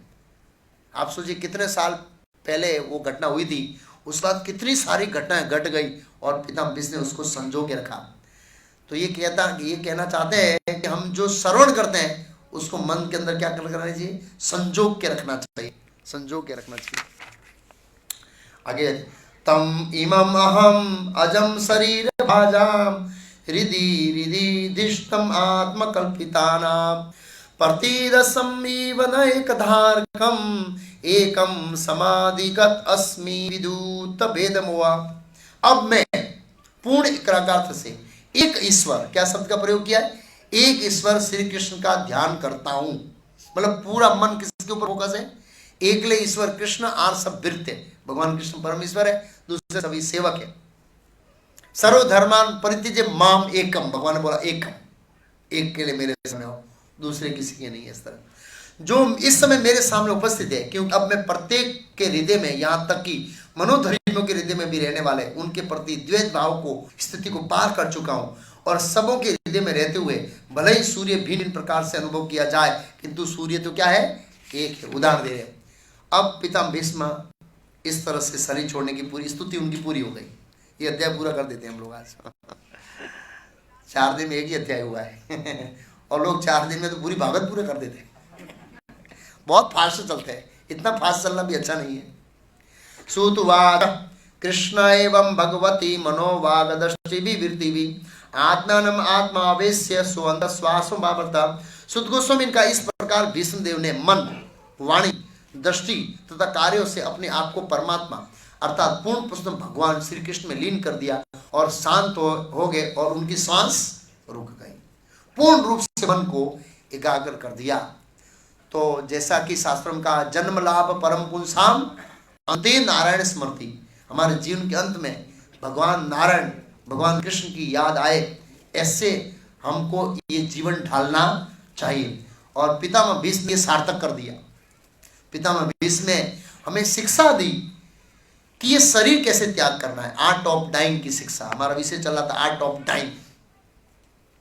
पितामह भीष्म ने हमें शिक्षा दिया कि किस तरह से शरीर छोड़ना है। हालांकि हमारे सामने भगवान साक्षात मौजूद नहीं है, तो भी हम जैसा पितामह भीष्म ने शरीर छोड़ा, ऐसा शरीर हम छोड़ सकते हैं। किस तरह से? तो इसका श्लोक है पद्म पुराण में, नाम चिंतामणि कृष्ण चैतन्य रस विग्रह पूर्ण शुद्धो नित्य मुक्तो नाम नाभिनो अभिन्नत्वात्। नाम और नामी, कृष्ण और कृष्ण के नाम में कोई अंतर नहीं। अगर हम हरे कृष्ण महामंत्र करते हुए जब करते हुए शरीर त्याग करते हैं, तो समझ लो कृष्ण आपके सामने ही खड़े हैं, जैसे पिता के भीष्म के सामने खड़े, कोई अंतर नहीं है। लेकिन याद रखिए उसके लिए हमको कड़ा अभ्यास करना पड़ेगा। क्या करना पड़ेगा? हाँ, अभ्यास होगा तो कृष्ण याद आएंगे, नहीं तो करने लगता है ओ माँ, माँ याद आती है, बाप याद आता है। ये माँ याद क्यों आती है? क्योंकि माँ के नाम का जब बहुत किया है हमने, जब छोटे थे तब से कर माँ माँ माँ माँ माँ माँ माँ माँ, और पूरा छप गया है इसके मन के ऊपर, मन पलट के ऊपर छप गया। तो जब कृष्ण का नाम यहाँ छप जाएगा तो कैसी भी अवस्था पीड़ाजनक होगी, हम भगवान को याद सकते हैं। उसके बाद क्या हुआ? जब पितामह भीष्म ने छोड़ दिया तो क्या हुआ? संपन्नमान्यम आज्ञाय भीष्मं ब्रह्मणि निष्कले सर्वे बभूवते तुष्टिम वैसी इव दिनांते। ये जानकर के भीष्मदेव अनंत परम पूर्ण में लीन हो गए। लीन होने मतलब भगवान के विचारों में डूब गए। तो वहां पर उपस्थित सारे लोग उसी तरह मौन हो गए, जिस प्रकार दिन के समाप्त होने पर पक्षी क्या हो जाते हैं? मौन हो जाते हैं। सब एकदम सीरियस हो गए वातावरण, क्योंकि पितामह भीष्म ने क्या किया? शरीर त्याग किया। फिर क्या हुआ? तत्र दुंदुभे नेदु देव मानव वंदिता। इस श्लोक में लिखा देव मानव वंदिता। पितामह भीष्म का चरित्र ऐसा था कि उसको देव और मानव दोनों वंदना करते थे, इतना महान उनका चरित्र था। तत्पश्चात मनुष्य तथा देवताओं ने सम्मान में नगाड़े बजाए। मनुष्य ने नहीं, देवताओं में नगाड़े बजाए। क्यों नगाड़े बजाए? क्योंकि पितामह भीष्म भगवान के धाम गए। एक देवता बड़ा खुश होता है कि कोई जीव भगवान के धाम जाता है। परीक्षित महाराज के समय वर्णन आता है कि देवताओं ने पुष्प वृष्टि की। ऐसे क्यों होता है? सबसे ज्यादा प्रसन्न कौन होता है? जीव भगवान के धाम जाता है, यमराज। यमराज प्रसन्न क्यों? उनकी झंझट कम होती है। हाँ, जितने जीव रहेंगे तो उसका झंझट बढ़ेगा ना। बारंबार नरक में आएगा, बारंबार उसको मारने की व्यवस्था करो यार। वो चला गया। हाँ, वैसे यमराज भगवान के भक्त है, वैष्णव है, उनको अच्छा नहीं लगता मारपीट, इसलिए कभी कभी वो छुट्टी लेना चाहते, मिलती नहीं है। कई बार भगवान दे जाओ, विदुर जी के रूप में जाके आओ, शांति हो गई विदुर जी के रूप में। थोड़ा झंझट में क्या हुआ, बच गया। तो बड़े देवता प्रसन्न होते हैं। देवता प्रसन्न इसलिए होते हैं कि भौतिक जगत में जो भी जीव रहता है उसका शरीर के लिए जो भी जरूरियात है वो देवता प्रदान करते हैं। कौन प्रदान करते हैं? तो जितने जीव निकलेंगे उतनी व्यवस्था देवताओं को क्या करनी पड़ेगी? कम पड़ेगी। मतलब गुजराती की एड़ा ओछा हासवा पर छे एमने। है ब्रो? हाँ, जेलर ने ओछा कैदी ओछा થઈ ગયા था हार पाव से। एनीवे, देवताओं ने नगाड़े बजाए। और दूसरा एक चीज याद रखिए, यहां पर एक बहुत महत्वपूर्ण है, कोई भगवान के धाम ज्यादा देवता प्रसन्न होते हैं। क्या होते हैं? ये साबित होता है। तो हमें भगवान के धाम में जाने का प्लान करना चाहिए, स्वर्ग में जाने का प्लान नहीं करना चाहिए। भगवान के धाम जाते तो प्रसन्न होते। ऐसा कहीं भी नहीं बताया कि कोई स्वर्ग आया और नगाड़े बजाए, ऐसा नहीं लिखा है। जो वेंकुट जाता है तो पुष्प वृष्टि होती है, नगाड़े बजे। और निष्ठावान राजाओं ने सम्मान तथा आदर प्रदर्शित किया और आकाश से पुष्पों की क्या किया? देवताओं ने पुष्प, हाँ, आनंद कर, बधाई हो, एक जीव निकल गया, अरे वो बड़े प्रसन्न हो गए। ये बताता है कि इस संसार के एक जीव निकलना कितना मुश्किल है। कोई नहीं निकलना चाहता यहां से, कोई नहीं निकलना चाहता। फिर क्या हुआ? तस्य निहरण आदानी संप्रेत्य भार्गव युधिष्ठिर कार्यत्वा मुहूर्तम दुखित अवबद। हे भरतवंशी शौनक, भीष्मदेव के मृतदेह का दाह संस्कार संपन्न करने के बाद महाराज युधिष्ठिर क्षण भर के लिए शौक अभिभूत हो गए। थोड़ा उनको शौक लगा, शरीर का शौक नहीं, प्रभुपाद बोले आत्मा का शौक लगा कि इतनी ग्रेट आत्मा थी जो हमारी शुभ चिंतक, जो हमारे दादा रह चुके थे, जो भगवान के भक्त थे और जिन्होंने हमारी रक्षा किया था, वो भगवान के भक्त थे, पिता भीष्म। तो इस तरह से एक शुद्ध भक्त का संग खोने का शौक लगा। जैसे बौद्धिक जगत में शरीर खोने का शौक लगता है, ऐसा शौक नहीं लगा। और वो भी क्षण भर। तो बहुत विद्वान थे युधिष्ठिर, ऐसा लगा। फिर क्या हुआ? तद्रूपा मुनय दृष्ट्वा कृष्णम ततगुह्यम नामभि ततः कृष्ण तथा ते कृष्ण हृदया स्व आसमान परयसु पुनः। तब समस्त मुनियों ने वहां पर उपस्थित भगवान श्री कृष्ण का यशोगान गुह्य वैदिक मंत्रों से किया। पितामह भीष्म ने जब महानता बताई, किसकी महानता? भगवान कृष्ण की महानता बताई, तो सब ऋषि मुनि आश्चर्यचकित हुए और उन्होंने, सब ऋषियों ने भी कृष्ण की स्तुति किया। और उसके बाद क्या हुआ? वे भगवान कृष्ण को सदा के लिए अपने हृदय के अंदर धारण करके चले गए। अब जितने भी मुनि आए उनके हृदय में से कृष्ण निकलेंगे नहीं। मैंने बताया ना, श्रोता कितना प्रकार का होता है? 4 प्रकार का। ये कौन से श्रोता है पता है? First class, second class, third class, fourth class. कौन से श्रोता है? यहाँ क्या शब्द लिखा है? वे भगवान कृष्ण को सदा के लिए अपने हृदय में धारण करके अपने अपने आश्रम, अपने अपने लोगों को चले गए। तो ये शिक्षा दे रहे ऋषि मुनि हमको कि हम कथा सुनने आते हैं और वापस घर जाते हैं तो हमें ले जाना क्या है? क्या ले जाना है वो बता रहे हैं। हृदय में कृष्ण को धारण करके ले जाना है। क्या करके ले जाना है? लेकिन मंदिर से बाहर निकलते हैं तो क्या भाई, मंदिर नहीं, बात मंदिर में रखवानी, घरे नहीं ले जावानी है। तो 4 प्रकार के श्रोता होते हैं, उसकी बात बता देता हूं मैं एक बार, तो हम कौन से श्रोता है हमको पता लग जाए। और अगर हम अच्छे श्रोता नहीं तो अच्छे कैसे बनना है? तो एक बार एक मेला था, उसके अंदर 4 मूर्ति रखी। कितनी मूर्ति? एक ही धातु से बनी, एक ही साइज, एक ही डिजाइन, एक ही मटेरियल, सब कुछ। भाव कितना? एक का 1 रुपया, एक का 10 पैसा, एक का 1 पैसा, 3 लेता है, 1 फ्री है। तो बहुत सारे लोग आए, भाव पूछते चले जाते, भाव पूछते चले। एक बड़ा बुद्धिमान व्यक्ति आया, मूर्ति एक ही है, मटेरियल एक है, साइज एक है, डिजाइन एक है, भाव अंतर क्यों है? गया और एक तार लाया, तार लोहे का। तो सबसे पहले वो 3 के ऊपर एक फ्री मिलता है ना, उसके कान में डाला तो गया नहीं। वो 4 मूर्तियां 4 श्रोता की प्रतीक थी। 4 प्रकार के श्रोता होते हैं। तो कुछ लोगों के तो मन में कुछ जाता ही नहीं है, हालांकि लेक्चर में समझन ना पड़ी हो, कुछ खाता आता ही नहीं। और फिर 1 पैसे वाले के कान में डाला तो यहां डालो तो यहां से निकल गया। मतलब मंदिर की बात मंदिर में रखवाने। एक बार एक सेठी हो तो करियाणा में व्यापारी, मंदिर की बात मंदिर में, घरे नहीं ले जाओ, घरे ले जाओ महाभारत है।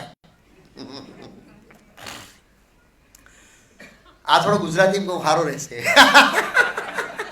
ઘણા માતાજીઓ કહેતા ગુજરાતી બોલે તારો લે।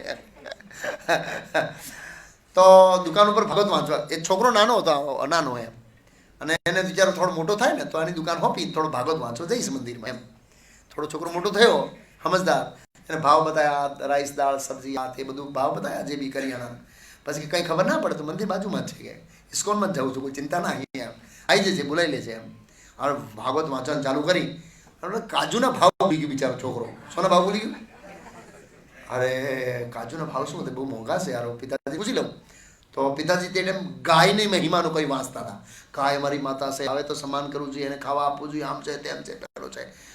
पूछ पिताजी काजू शू बाप, चुप, खबर नहीं भागवत वांचो डिस्टर्ब करे। એટલે એને લાગ્યું કે આ પિતાજી બહુ સિરિયસ છે, શું છે ગંભીર છે। કાજુ શું ભાવ છે, જા આવું છું હળે ઉભો રાખ। હવે પાછો જાય ત્યાં સુધી એને દુકાન આગળ કે આવી ગાય આવી। हो पिताजी हमणां ज तमारी महिमा गाता था। गाय आवे सवन खाओ, बासमती चोखा 100 रुपया किलो भाव ना खाओ। आ खाओ ते खाओ पेलो खाओ, बधा करियाणा में बार ज होय ने એટલે ચાલુ કરી દીધો ગાયને ખવડાવવાનો હતો કે। એટલે ગાયનો મહિમા સાંભળી રહ્યો એટલે बाप आयो जो कि हारी गाय क्या છે આ હે। એક લાઠી મારી ગાય ને। पिताजी તમે ભાગવતમાં ગાયની મહિમા ગાતો લાઠી મારો છો? મૂર્ખ, મંદિર વાત મંદિર में રાખવાની, घरे लाओ तो दिवाળી થઈ જવાય। तो कुछ श्रोता होते हैं यहाँ सुनते हैं, गेट के बाहर के निकलते ही जितने भी शब्द सुने ना वो गेट पे छोड़ के चले जाते हैं। आवता रविवार जोई सुए। दूसरा श्रोता जो 10 पैसे वाला था, यहां से डाला और कहां निकल गया।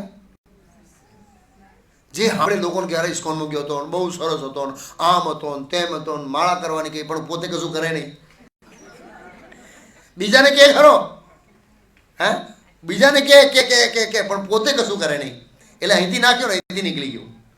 1 रुपये वाला जो श्रोता था यहां से डाला और यहां अटक गया तार। जो यहाँ लिखा है, वे भगवान कृष्ण को सदा के लिए अपने हृदय में धारण करके अपने अपने लोगों को क्या किए। तो हमें ये जो श्रवण है वो कहाँ धारण करना चाहिए। तो हम फर्स्ट क्लास स्तर के क्या है, श्रोता है। भले ही अभी फर्स्ट क्लास के ना हो लेकिन हमको फर्स्ट क्लास बनने की इच्छा करनी चाहिए। 1-2 श्लोक बाकी है, पूरा कर देता हूँ। तो यहाँ हमें बहुत महत्वपूर्ण है कि उन्होंने श्रवण किया तो हृदय में कृष्ण को धारण करके गए। तो इस तरह से श्रवण से हमको हृदय में धारण करना चाहिए। तथा युधिष्ठिर गत्वा सह कृष्ण गजायम पित्रम सांत्वयाम आस गांधारीम सतपस्वीम। तत्पश्चात महाराज युधिष्ठिर भगवान श्री कृष्ण के साथ तुरंत ही अपनी राजधानी हस्तिनापुर गए। तुरंत, क्यों लिखा है, वहां गए और वहां पर अपने ताऊ धृतराष्ट्र तथा अपनी ताई तपस्विनी गांधारी को ढांढस बधाया, आश्वासन देने के लिए गए। 100 पुत्र पहले चले गए, उसका दुख तो था ही। अब पितामह भीष्म का समाचार सुनेंगे तो टूट जाएंगे। आप देखिए युधिष्ठिर महाराज का हृदय देखिए, जिन्होंने पूरा जीवन कष्ट दिया है उसकी वो चिंता कर रहे हैं। पूरा जीवन धृतराष्ट्र महाराज कर दिया है फिर भी उसकी चिंता कर रहे हैं आपसे। और आगे लिखा 13वें अध्याय में आएगा कि वो वन में चले गए बिना बताए, बहुत चिंतित हो गए। वो नकुल सहदेव को भेज रहे, जाओ ले आओ। नारद जी आए, भैया कहाँ जावा हो गया। लोही चुंबक ने नीचे फेविकोल लगाई बैठी क्यों। तो अब विदुर जी आया तो એને ઉખાડીને કઈ મોકલ્યું તપસ્યા કરવા, તો કાં પાછો લાવે છે યાર। मैत्री मुनि समझायो, आ मुनि समझायो, परशुरामे समझाया, कोई समझा नहीं। तो हमें समझो तो जावा दे उद्धार करवा एम। क्या मतलब ऐसे नारद जी लोग दे मत जाओ, अपना उद्धार करने के लिए जा रहे हो। ब्रह्म ज्योति की मुक्ति प्राप्त हुई उनको। ऐसे प्रभुपाद जी ने आज श्लोक के तात्पर्य में माता गांधारी ने गुणगान गाया, बहुत जबरदस्त। प्रभुपाद जी ने गांधारी में क्या, इसके अतिरिक्त अपने 100 पुत्रों तथा पौत्रों सामूहिक वध से उसे अवश्य ही गहरा आघात लगा होगा, जो किसी स्त्री के लिए दुस्तर है, लेकिन उन्होंने तपस्विनी की भांति सब कुछ सहन लिया। स्त्री होते हुए भी गांधारी का चरित्र भीष्म देश से किसी तरह कम नहीं हो। आप सोचिए क्या बोला प्रभुपाद जी ने, हाँ, स्त्री होते हुए भी गांधारी का चरित्र भीष्म देश से किसी तरह कम नहीं था। ये दोनों महाभारत के सुप्रसिद्ध चरित्र है। प्रभुपाद जी ने गांधारी के प्रति बड़ा रिस्पेक्ट था। क्यों? क्योंकि अपना पति अंधा था, तो स्वेच्छा से उन्होंने आंख के ऊपर क्या बांध दी, पट्टी बांध दी। ऐसे बहुत बड़ी तपस्या है। ऐसे फिर क्या हुआ, पित्रा सन्मतराज्ञा वासुदेव अनुमोदितम चकार राजम धर्मेण पितृ पितामह विभु। तत्पश्चात परम धर्मात्मा राजा युधिष्ठिर ने अपने ताऊ द्वारा प्रतिपादित तथा श्री कृष्ण द्वारा अनुमोदित राज नियमों के सिद्धांत के अनुसार साम्राज्य का संचालन किया। पिता भीष्म ने समझाया, युधिष्ठिर महाराज कन्विंस हो गए, समझ गए। और यहां पर लिखा है 2 ताऊ तारा प्रतिपादित, ताऊ मतलब धृतराष्ट्र महाराज ने प्रतिपादित किया और कृष्ण ने अनुमोदन किया, इसलिए उन्होंने राज्य को क्या किया, स्वीकार कर लिया।